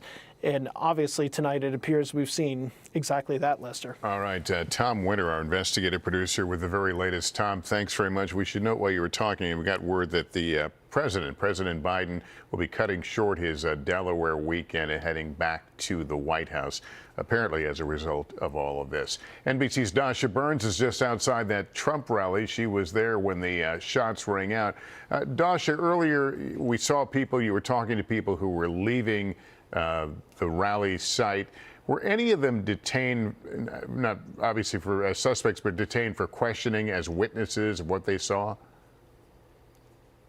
Yeah, Lester, one of the gentlemen that we spoke with who was right next to the man who was shot and killed. He was just next to him, a couple of yards away at the rally. He actually said he helped to carry his body out of the venue. He's an OBGYN from Pennsylvania. His name is Joseph. We spoke with him earlier as we've been in this parking lot. Here you see now night has fallen in Butler County. This parking lot that was just recently filled with thousands and thousands of cars, people who came here for a political rally, never thinking that something like this would happen here in Butler County, a small rural area that's typically pretty quiet. Now this lot is empty, and we did have a conversation with that man, Joseph, who says he has been waiting to speak with Secret Service. We're going to follow up with him to see how that conversation went, but he said he had been planning on having that conversation. I want you to take a listen to some of this interview and some of what he heard. That is where I ran into a man named Joseph, and I want to introduce him to you now. And as we just learned, Joseph, you weren't listening to the program here, but Lester Holt, NBC News, just reporting that one of the attendees has deceased, has died from injuries as a result of the shooting. Joseph, you told me off camera that you may have witnessed this, and I'm so sorry to be talking to you in this tragic moment, but can you describe what it is that you saw? I was attending the rally. I was in the set of bleachers, the very far left of the podium where President Trump was speaking. I was there with friends. I heard several gunshots. The man beside me suffered a gunshot wound to the head, was instantly killed, fell to the bottom of the bleachers. Another woman looked like she got hit in the forearm or hand. And then at that point in time, it was rather chaotic at that point because half the people were looking because they thought it was fireworks. I knew it was gunshots right away. My friend, he hit the deck. I was kind of looking around just trying to see where the shots were coming from. It seemed to me like the shots were coming from behind the bleachers. It seemed to me the man got hit in the head from behind. He was killed instantly as far as I could tell. And at that point, state police and a SWAT team, started evacuating the bleachers, and then I helped carry the man out of the bleachers to a tent that was behind.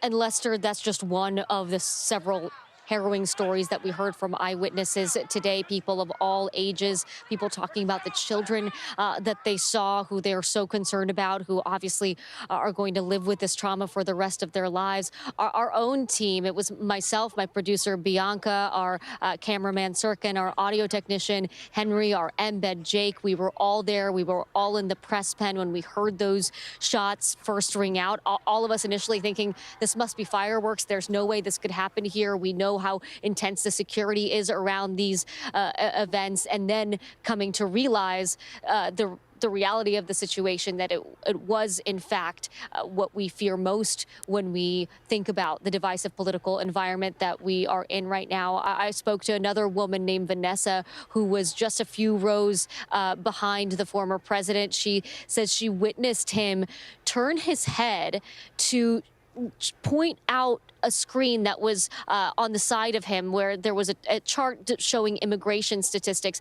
He turned to point at the moment that she saw that blood come out of his ear, that we now know from his own True Social post was a bullet grazing his ear. She says if he hadn't turned his head at that very moment, things could have been very different for the former president and the current Republican candidate for president of the United States, Lester. Yeah, I think anybody that looks at that picture comes to the same conclusion how close this was. Dasha, thanks. Rico Elmore was at the Trump rally and spoke at the event. He was an eyewitness and says he saw someone get hit by gunfire and rush to their side. He joins me on the phone. Rico, where were you in relation to the president? So I was about 15, 20 feet to the president's right. I was a special guest, being that I spoke today with a few other friends of mine. We were speaking as well. And, yeah, I was like 15, 20 feet away. And then as the shots rang out, did you identify them as shots right away? How did you react? So a part of me thought they were fireworks. It was like a split mental thought. Because I'm like, oh, you can't have a gun or anything in this area because of the security measures that are in place. It's impossible. So my brain says, that's a firework going off. How did I get here? Who knows? But it's something small. And then I heard the second shot go off, and like I said, these were split seconds. So like, I said, that's a gun. It's a firearm. So I got up. I yelled, everyone to get down. Everybody was getting down. Everybody was yelling, get down. I told people to get down. And then as I'm just pointing people and telling people, like, you know, get down. This is safe measures. And people were listening. And then I seen they had yelled for the medic. And there was an individual who was hit in the head. And there was no medical personnel in the area, so I ran to try to get them, you know, to get help. Was this the individual that we believe was deceased? Yes. I ran. I jumped over the barrier that was there.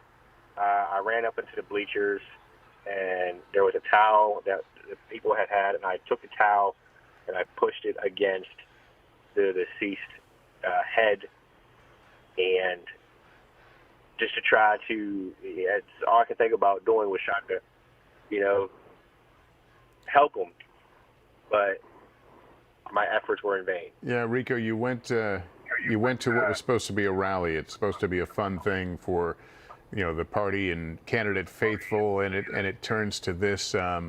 These things sometimes take a long time to sink in, to know how close you were to danger. But have you seen any of the video, and just share with me your thoughts? My thoughts are for the family. My thoughts are for the ones that were lost tonight in an act that was senseless and cowardice, all because of a feeling that one would have against an individual. No one had to lose their lives. You have the freedom of speech. You have the freedom to assemble. You have the freedom. You can go protest the fact that President Trump was there. Okay, that's fine. But to try to kill, to shoot into a crowd of thousands of people, I can't fathom that. Yeah. But my heart goes out to the families. It's unreal. When did you realize the former president had been shot? I didn't. See, Secret Service protects the president. So they surrounded him as they're supposed to do. They did their job. My job was to get to the victims and to the people. I mean, that's what I felt my job was to do. You know, Are you attending the Republican National Convention this week? No. No. Okay. All right. Well, Rico, thank you so much for. Unless. Yeah, go ahead. Unless they call me up and say we want you to attend and we'll fly you out here, I'm not attending. Okay. Understood. Listen, thank you for talking to us. I'm sorry you had to witness what you did. It's awful to hear, and thank you for taking the time. Thank you. Thank you very much. All right. Garrett Hake covers former President Trump, and Garrett, Donald Trump has posted tonight on Truth Social. He filled in a lot of the blanks for us. Give us a sense of what he wrote. That's right, Lester. While Donald Trump's campaign has been all but silent tonight, the candidate himself has been speaking out on Truth Social, in which he describes the incident from his perspective, talking about being up on stage and saying that he was shot with a bullet that pierced the upper part of his right ear. He says, "I knew immediately that something was wrong and that I heard a whizzing sound, shots, and immediately felt the bullet ripping through the skin. Much bleeding took place," he said, "so I realized then what had happened." Lester, the former president also thanks law enforcement and offers his condolences to the person who was killed at the rally and another, he says, who was badly injured. I think we now know that there were 2 people who were badly injured. He also talks about the idea that he says it's incredible that an act like this can take place in our country, and says that even he knew nothing about the shooter at the time. That has been the only communication we have gotten from Donald Trump directly. What more we've been able to piece together has come from his son, Donald Trump Jr., who said on his social media that he had spoken with his father and that he was in good spirits, and from a statement combined from the RNC and from the Trump campaign about the convention set to get underway in Milwaukee on Monday that you were just describing, essentially saying that the convention will move forward and that Donald Trump looks forward to seeing people there, some 50,000 people expected to descend on Milwaukee. That's most of what we know about the former president's condition right now. We have no indication that he's been discharged from the hospital, no indication that he's returned to his plane or left the Pennsylvania area. He had nothing on his official calendar tomorrow. We were not expecting to see him pop up anywhere on Sunday. And on Monday, obviously, with the convention getting underway, we did expect to hear, perhaps by some point early Monday, who his choice for a vice presidential running mate was going to be. There'd been a lot of speculation, obviously, coming into this weekend, the last before the convention, that announcement could have come at today's rally. I guess now we will never know. But the nomination of the VP and of the nominee, the president, if you will, Donald Trump, is set to take place on Monday. So we will have to know that name at some point. How that announcement goes forward, in what capacity it goes forward, are one of the thousands of political questions that are going to come out of this moment, something unlike which we have ever seen before in American politics. I can tell you that one of Donald Trump's most senior campaign advisors, his de facto campaign manager, Chris LaCivita, who was with him at this rally in Pennsylvania, has also posted on social media recently, and I think it's a bit of a preview of what we're going to hear from the campaign, and certainly what we're hearing from the kind of greater MAGA universe of Trump supporters. He writes, Chris LaCivita, the campaign manager, writes, "For years, even today, leftist activists, Democratic donors, and now even Joe Biden," he alludes to a comment from the current president, he says, "have made disgusting remarks and descriptions of shooting Donald Trump. It's high time they be held accountable for it. The best way is through the ballot box." So at least the campaign manager, and Lester, I suspect soon the greater campaign apparatus and Republican Party, I think it was going to take this moment to turn the language that we've been using collectively about this campaign, the stakes of it, on its head, and try to use it as a way to say both the temperature has to come down, and that somehow, as LaCivita says, those on the left should be punished electorally for what happened to Donald Trump today. Garrett, does the former president typically go home, or does he sleep on the road when he's on these campaign trips? No, Lester, he almost never sleeps on the road. Donald Trump prefers to sleep at his own properties. So depending on where he is in the country, we often see him either return to Mar-a-Lago in Florida, to his golf club in Bedminster, New Jersey, or to Trump Tower in New York City, or to a Trump property, either in a place like Trump hotel property, either in a place like Chicago or Las Vegas. It was our understanding he'd be going back to one of the Trump properties on the East Coast tonight, most likely Bedminster, his golf club in New Jersey. From there, he would travel to Milwaukee. Whether that plan changes tonight, I think is an open question. Obviously, Mar-a-Lago, all these properties are secured. We've heard from the NYPD tonight that they're sending extra resources to Trump Tower. All of these were properties that were secured by the Secret Service when Donald Trump was president. I can't speak to which ones are more secure than others, but I can say that obviously Mar-a-Lago is a private club, but it's a functioning, members-only club. So Donald Trump lives in a separate portion of that when he is there. At Bedminster, typically much fewer staff, much smaller footprint, less folks around. I would be speculating, but I can imagine you would probably want to be at one of these smaller, more easily protected locations here tonight, maybe less likely to go back to a place like Mar-a-Lago where other folks are likely to be there tonight. Yeah. All right, Garrett Hake, we appreciate it. Thanks very much. Our senior White House correspondent Kelly O'Donnell joins us with her latest reporting. We understand President Biden is on the move this evening.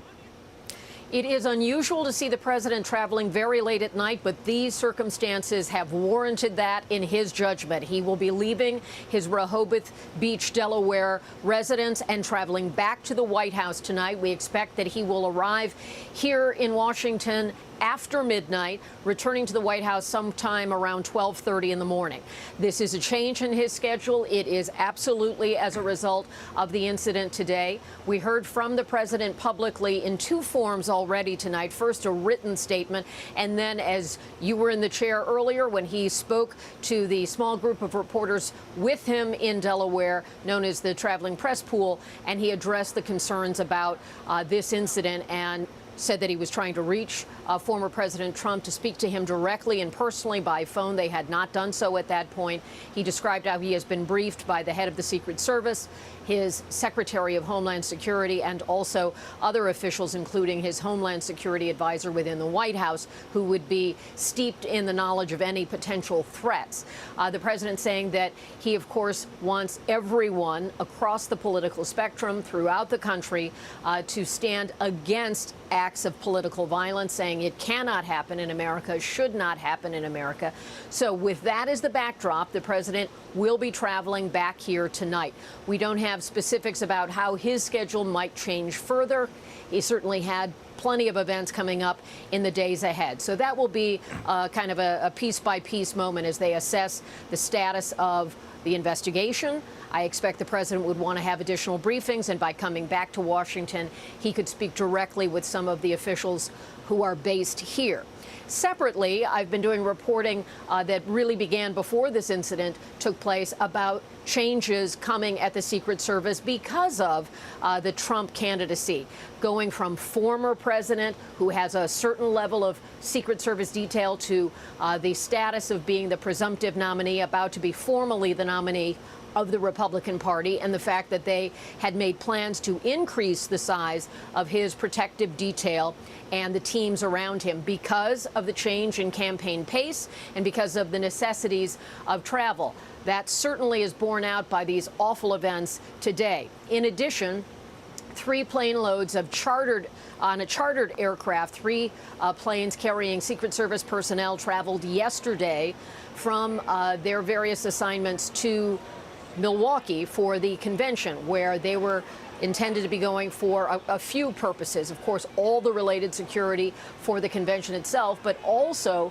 including the detail in waiting for the running mate selection, depending on the choice made by the former president about who he will run with on the ticket. And so preparing for that person's immediate family to be protected by Secret Service, adding another protectee in the sphere of what the Secret Service does. So these are some of the moving parts that are happening. Big questions, of course, about how does the political calendar change because of that? What's happening with the investigative pieces, learning many more details about who has been harmed today, the innocent victims who have been caught up in this, as well as a real medical status on the former president, and any information that we can gain through our reporting and with our law enforcement reporting colleagues about the suspected attempted assassin here, the gunman responsible. all of that unfolding on a Saturday night in a steamy Washington as we are trying to learn more details. For the president to be back here, that of course gives him easy access to convene meetings with his officials, and we'll stay on it as there are additional developments. Of course, the Secret Service provided some details that you've discussed at length tonight, having covered many Trump rallies when he was president and when he was a candidate in the last cycle. These are such well-attended events, huge crowds often, and covering events for the current president, President Biden, where he is out on the campaign trail. The security always includes a lot of screening, and that's why it was so notable that we were able to report that this gunman taken out and neutralized in the term of law enforcement by the Secret Service was outside that perimeter. Many questions still to be explored and investigation to be done. But President Biden will be returning here tonight, and we hope to have an update on whether he has reached the former president by phone. Lester? All right, Kelly, thanks. We're going to try to shed a little more light on what you're talking about there. We're going to show you some new video our team has obtained. We want to warn you it's disturbing. If you look at the blurred part of your screen, that appears to show the suspect's body at the scene of the shooting. NBC News confirmed from multiple law enforcement officials the suspect was male. We also learned the suspect is dead. We have not confirmed his identity yet, but this, as you can see, is an elevated position which would be consistent with what officials have been reporting, that this shooter was operating from a superior, a higher ground, if you will, or in this case, perhaps a building of some sort. All this will, the investigation, frankly, is moving at a pretty good clip here. We are getting more information by the hour here, so we'll continue to do that. I want to bring back retired ATF Special Agent Jim Kavanaugh. Jim, what do you make of that video? Well, it's really surprising, Lester. I mean, one of the things that shocked me first in this event is when we learned that it was a long rifle shot. We haven't seen long rifle attack on politicians really since the 60s. The last one I remember was Dr. King in '68, and of course John F. Kennedy. But they were rifle shots. But every other attack, the attack on Reagan, the two attacks on President Ford, the attack on George Wallace when he was candidate, they were all handguns. And the reason is that since the '63 assassination of John Kennedy, the Secret Service has always held the high ground. I was never on a Secret Service detail, and I was on a number when I was in ATF for all those years, where they didn't have command of all the high ground. So I'm really shocked, I'm surprised that at the top of a building or shed or barn or whatever that is, a couple hundred yards away is not already have been commanded by the Secret Service and the police working with them. It's very surprising to me. My question that I want to find out is, what was the garb of the killer, or what was he wearing? He killed a man at the rally, and he tried to kill President Trump. What was he wearing? Was he wearing a tactical outfit that maybe some of the law enforcement members mistook that he was supposed to be there, that he looked Jim, like an agent? When we played the tape, I have noticed, so you hear kind of a rapid gunfire that sounds in the background, and then there's a pause, and then we hear another shot and people scream. I presume that other shot is when they took down the shooter. I'm making a presumption here. But it too sounded in the background. Did you pick up on that as well? Yes, I think you're right. It's the distance. It's the distance from the microphones. The CAT team, you'll see that the two agents that are walking around on the dais there in the tactical garb, they're part of the Secret Service CAT team, C-A-T, Counterattack on Terrorist Team. And they'll have long rifles, and they'll have members, long rifle teams on top of buildings. I think you showed pictures of them earlier just on some feed. And they'll have a scope, a bipod, binoculars, telescope. They're two-man teams, and they're watching, and they can take the long shot. And that was likely their response when they picked up a shooter. That's their training all the time. And, they're on the roof of the White House, and they're on all the high ground whenever a protectee is moving. And I think Evie mentioned it earlier, that sometimes if they don't have enough members of the team, especially in campaign years when there's a lot of candidates and so forth, they'll use a state police SWAT, a major city SWAT team, local SWAT team to get up there and do that. So I'm just really surprised that there was a building that someone could get on within rifle range of a protectee. Yeah. That's one of the many areas that that will certainly come to light, I guess, in the coming hours here. I want to go back to our senior White House correspondent, Kelly O'Donnell. Kelly, we've been talking about President Biden's statement earlier. You've got an update on that. In just the few moments that we have not been talking, Lester, we've now been advised that President Biden did reach former President Trump by phone. They have now had a conversation. President Biden earlier in the evening had said he had attempted to reach him, likely during the time that the former president was undergoing whatever medical evaluation may be taking place. We now know from the White House they have spoken. And he has also spoken with the governor of Pennsylvania and an official from Butler County, which is the location where this incident took place. So the president working the phones to make contact with his predecessor, who is also his current rival, and to make that human connection while also reaching out to the local and state officials who are directly affected by this. We expect within a few minutes President Biden will be departing from his home in Rehoboth Beach, Delaware, to begin making the trip back here to Washington.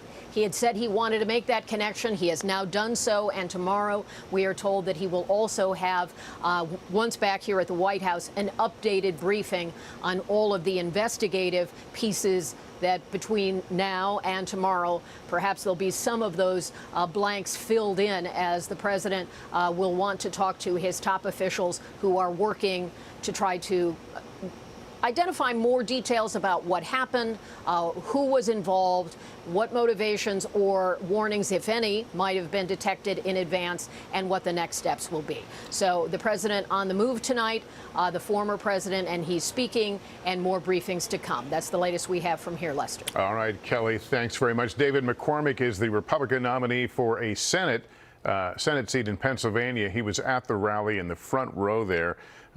Sir, can you tell us how close you were to the president? Yeah, good evening, Lester. You know, I don't know, probably 20, 30 feet maybe. I was right to the right of President Trump in the first row there, and he came out and announced me and said, "Hey, why don't you come up on the stage?"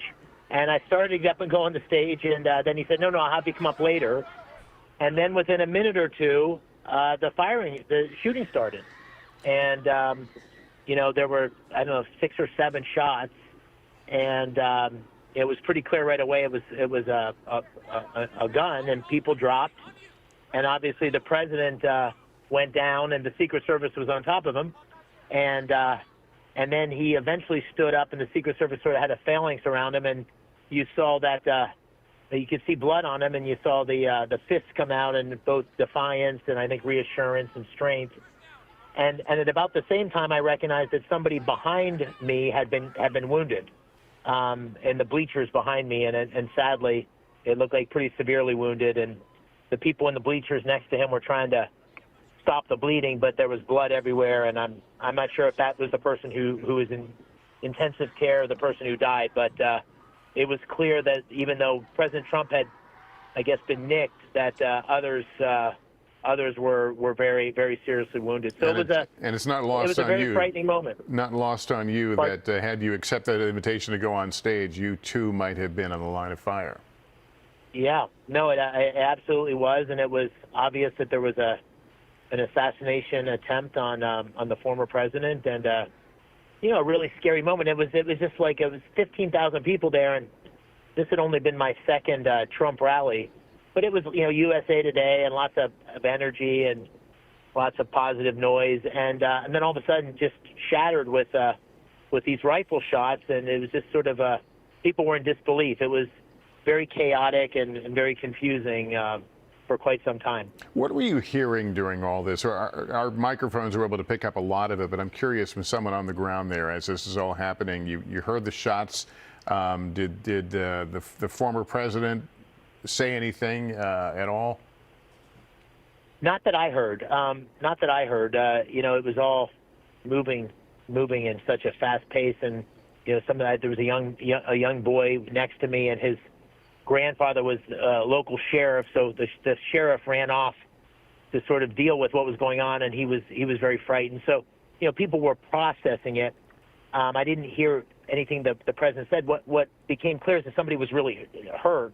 so people were calling for medics and, you know, getting emergency care in, and so it quickly went from the shooting to dealing with what had happened, but also with the uncertainty whether the shooting was done.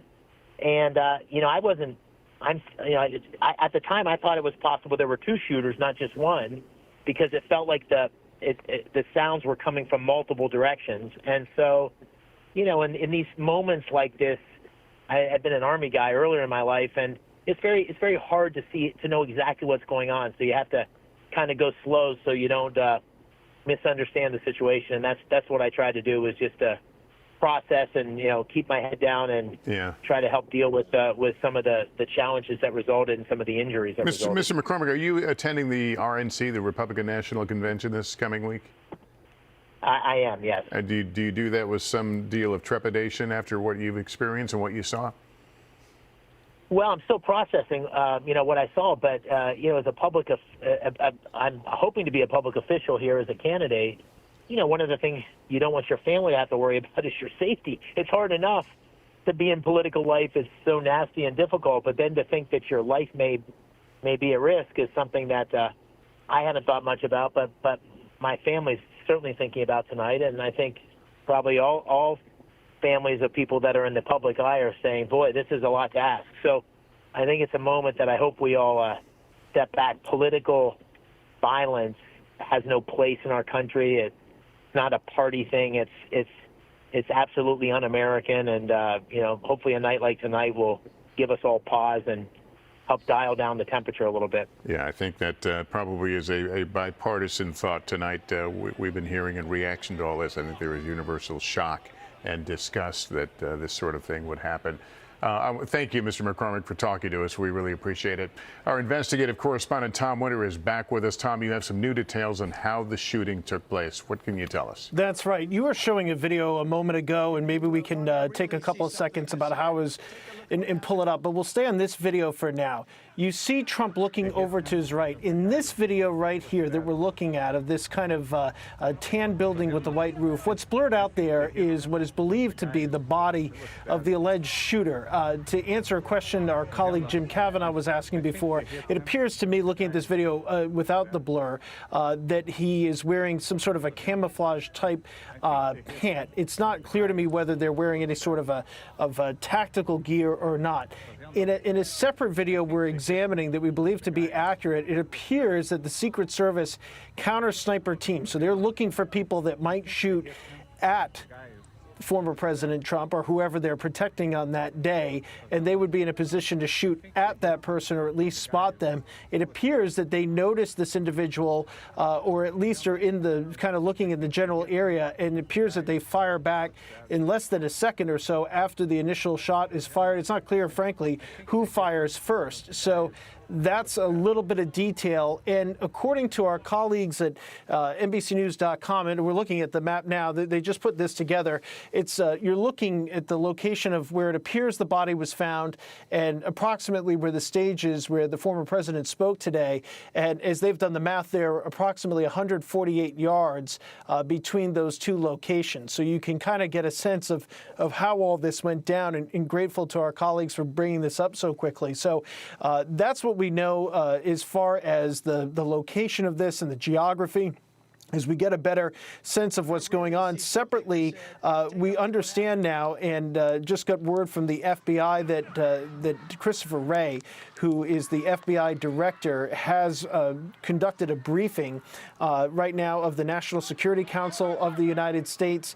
He's briefed President Biden and National Security Advisor Jake Sullivan as well. So again, FBI Director Christopher Wray, now that the FBI has taken over this investigation, they're the lead agency, has briefed the President, National Security Advisor Jake Sullivan, and the NSC on the status of the investigation as best as the FBI knows it at this point. So all of this is happening as we've been speaking here and looking at these videos and examining what has happened, but obviously a clear picture. We are told by the Secret Service that that rooftop, approximately 148 yards away, was outside of their security perimeter. So anybody going to this event, the people you see in the rally, in the foreground of this camera shot, in in the background, sitting behind Trump, that those individuals would have been screened and gone through magnetometers and made sure that there was nothing on their person, certainly no weapons on their person.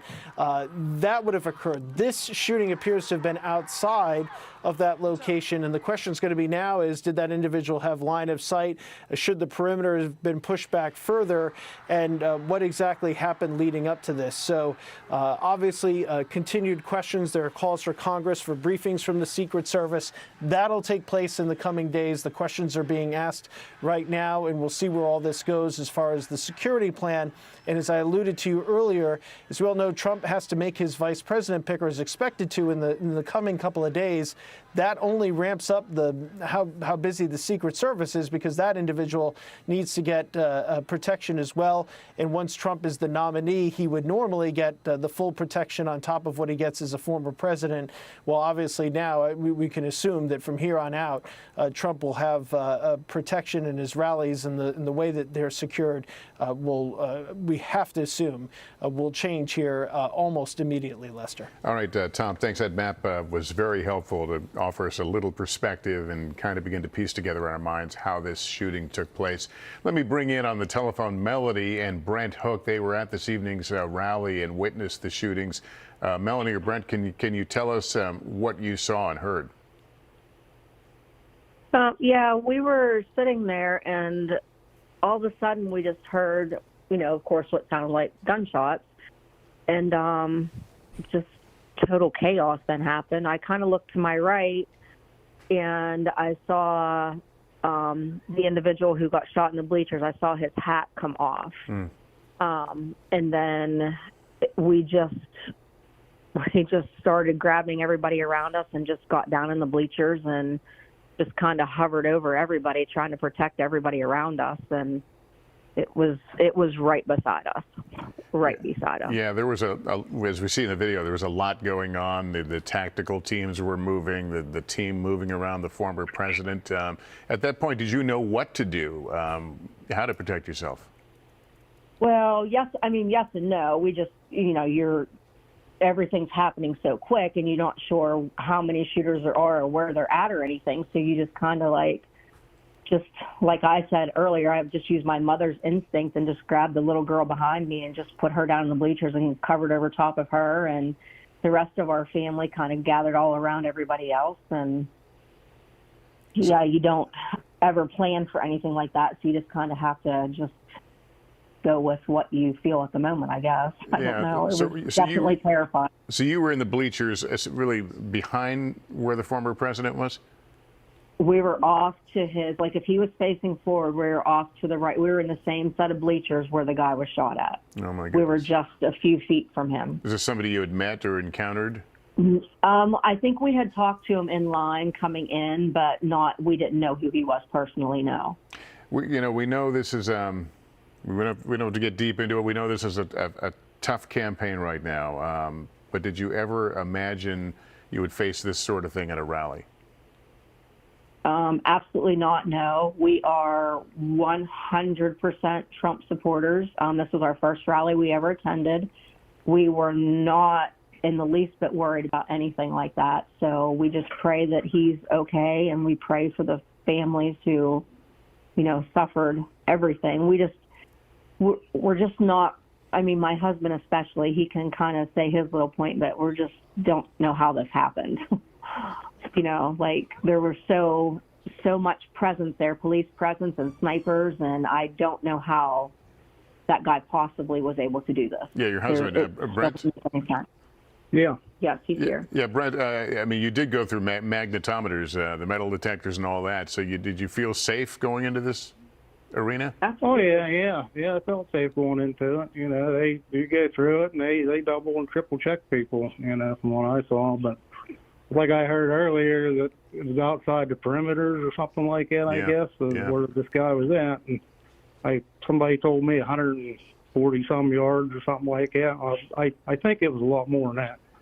Yeah. I'm thinking a good 200 to 300 yards. You're familiar, you had seen the building that the shooting may have taken place Yeah, the sniper, I seen both sets of snipers up on the two buildings right behind where Trump would have been.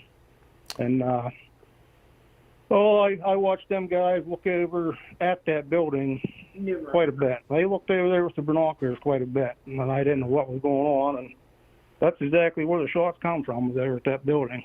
Well, look, I'm glad you folks are well. I'm sorry you had to see what you saw, but thank you for sharing your story and your account with us tonight. Appreciate it. Yeah, no problem. All right, NBC's Jesse Kirsch is outside the former president's home in Mar-a-Lago in Florida. Jesse, you have Trump supporters showing up near his home throughout the evening, expressing their support. That's right, Lester, and we still have a crowd out here right now. We're going to cut to another camera angle and show you just on the other side of my camera lens. You can see there are some people gathering. We've had people with Trump flags, Trump campaign flags, American flags, people driving by honking horns.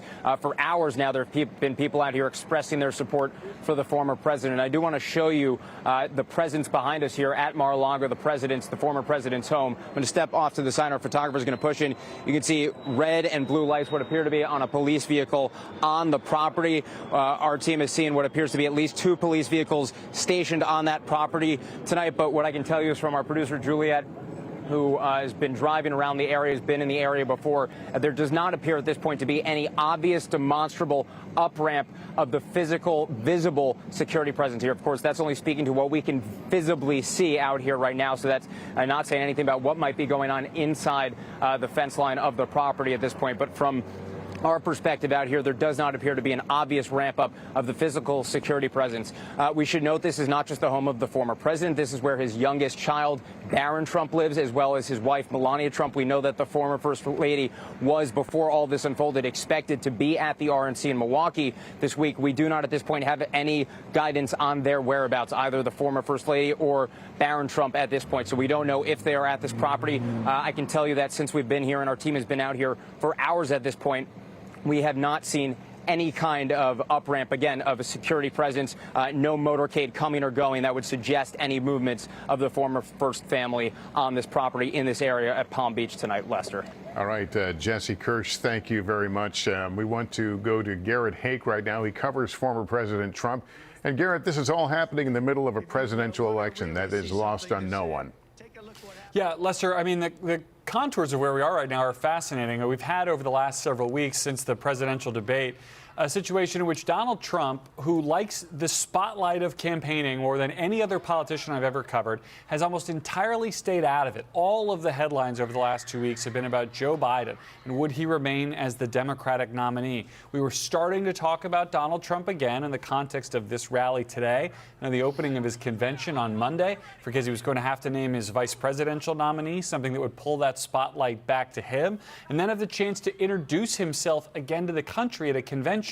One of the very few events that a candidate can ever fully control on their own during the heat of a presidential election. Instead, we find ourselves tonight, Saturday night, probably bleeding well into Sunday morning, in the exact opposite situation, an assassination attempt, something no candidate could ever possibly control, that's liable to completely upend the contours of this election. We know that the president and the former president have spoken tonight in the aftermath of this, and we know that the RNC, according to the organizers and the former president statement that appears in his name seems to indicate at least, will go forward on Monday in some capacity. But what the speeches will be about, what the kind of contours of this campaign will be, how voters will react to seeing a nominee for a major party escorted off stage by Secret Service, covered in his own blood. I mean, this is just not something that modern voters have had to grapple with. When I'm talking to people tonight, not just my sources, but sort of the normal people in my life consuming this all, there is so much shock and anger and sadness that we are in this place as a country, and we're in this place in July. How this all changes over the next couple of months, when especially we now know the House of Representatives, at least, if not the Senate as well, will be investigating this shooting. We'll be talking about it for weeks, if not months. So the motivations behind the shooter, when we find out what they are. I mean, there's just such a butterfly effect moment to have happen in what's normally the doldrums of summer pre-convention in a presidential election that now could shape much of the next several months of this race. Yeah, you say that, and I had to think for a second. You're right, we are in July, and this is normally a period where we get a little bit of a breath before heading into the meat of the campaign, but not to be. Thank you, Garrett. NBC's Vaughn Hilliard has been covering the Trump campaign. He joins us now from the RNC at the Convention Center in Milwaukee. I assume that a lot of the delegates have already arrived and that word has circulated. What kind of reaction are you hearing there? Right. Thousands of delegates are already here in Milwaukee. There have already been several committees that are a part of this convention that have already been meeting here this weekend in the lead up to Monday's formal festivities beginning. Of course, it's Monday night when the first primetime speakers will begin. Of course, Donald Trump's family is expected to be here as well. Melania Trump, Ivanka, Don Jr., and Eric. Donald Trump himself, the presumptive Republican nominee, is set to take the stage here this upcoming Thursday night in prime time.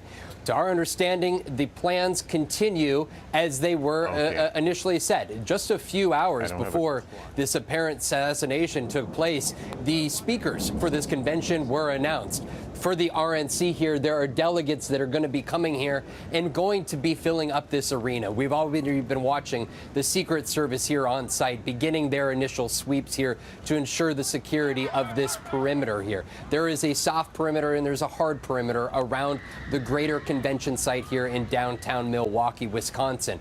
This has been a convention now years in the making here for this moment. It was 8 years ago, the last time that there was a formal Republican convention of this sort. Of course, the 2000 convention happening at the heart of the pandemic. There was no crowd. There were no mass delegations here. And so for this event here, it is going to be moving on its forward. I talked to two different delegates just a short time ago, one telling me that they believe this only increases the energy level here and the intensity and the commitment to support the likes of Donald Trump, the former president, the presumptive Republican nominee, who's expected on Monday to be formally nominated inside of this arena with the several thousand delegates on hand. Lester. All right, thank you. So let's go to national security analyst Frank Figluzzi. And Frank, the FBI has taken over the investigation. What does that mean in a practical sense? Yeah, Lester, this is actually mandated by regulation. It's been written long ago, and the history of it is fascinating because it anticipates the unlikely event that maybe the Secret Service would cover up an incident or even be involved in it, God forbid. So we expected the FBI to come in and take this over. What it means is the full panoply of the FBI will be involved, from high-tech crime scene analysis, but more immediately, Lester, all of the social media and computer devices of this shooter, all the interviews of his coworkers, family, neighbors, all of that, his entire life history will be reconstructed rather rapidly. And the goal here will be to see, number one, was anyone else involved? Is this part of a larger conspiracy? Was there anything that could have been done to head this off or intervene? They'll be looking at his weapon, where it came from. Was it purchased legally or not? Was he trained as a sniper ever in any profession that he may have held? And of course, what was his motive? And I caution people, don't draw conclusions. We don't know where this shooter really was coming from mentally, and that's where the FBI will be going. One of the early things they need to rule out is terrorism. They need to rule out that this wasn't a part of an international terrorism plot. So lots of things on the FBI's plate in the upcoming days and weeks. This is, Merrick Garland has brought his team together. Is this truly a national security issue? It clearly is. I mean, the world is watching here. They know we're all divided and polarized, and that we do tend to lean toward violence as a possible solution. This only makes things worse, not only internationally, but domestically.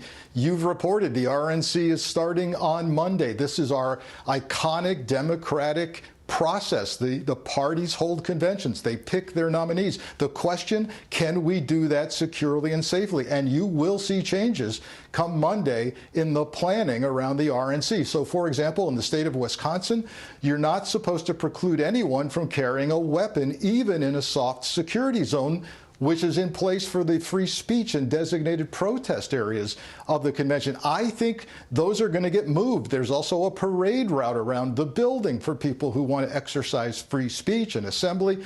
That may be rethought. we're going to have to do things differently moving forward. And of course, the investigation of what went wrong here, why, if as reported is true, why was this building the shooter was on outside the perimeter when it clearly was within a sniper's range? We've got to figure that out too.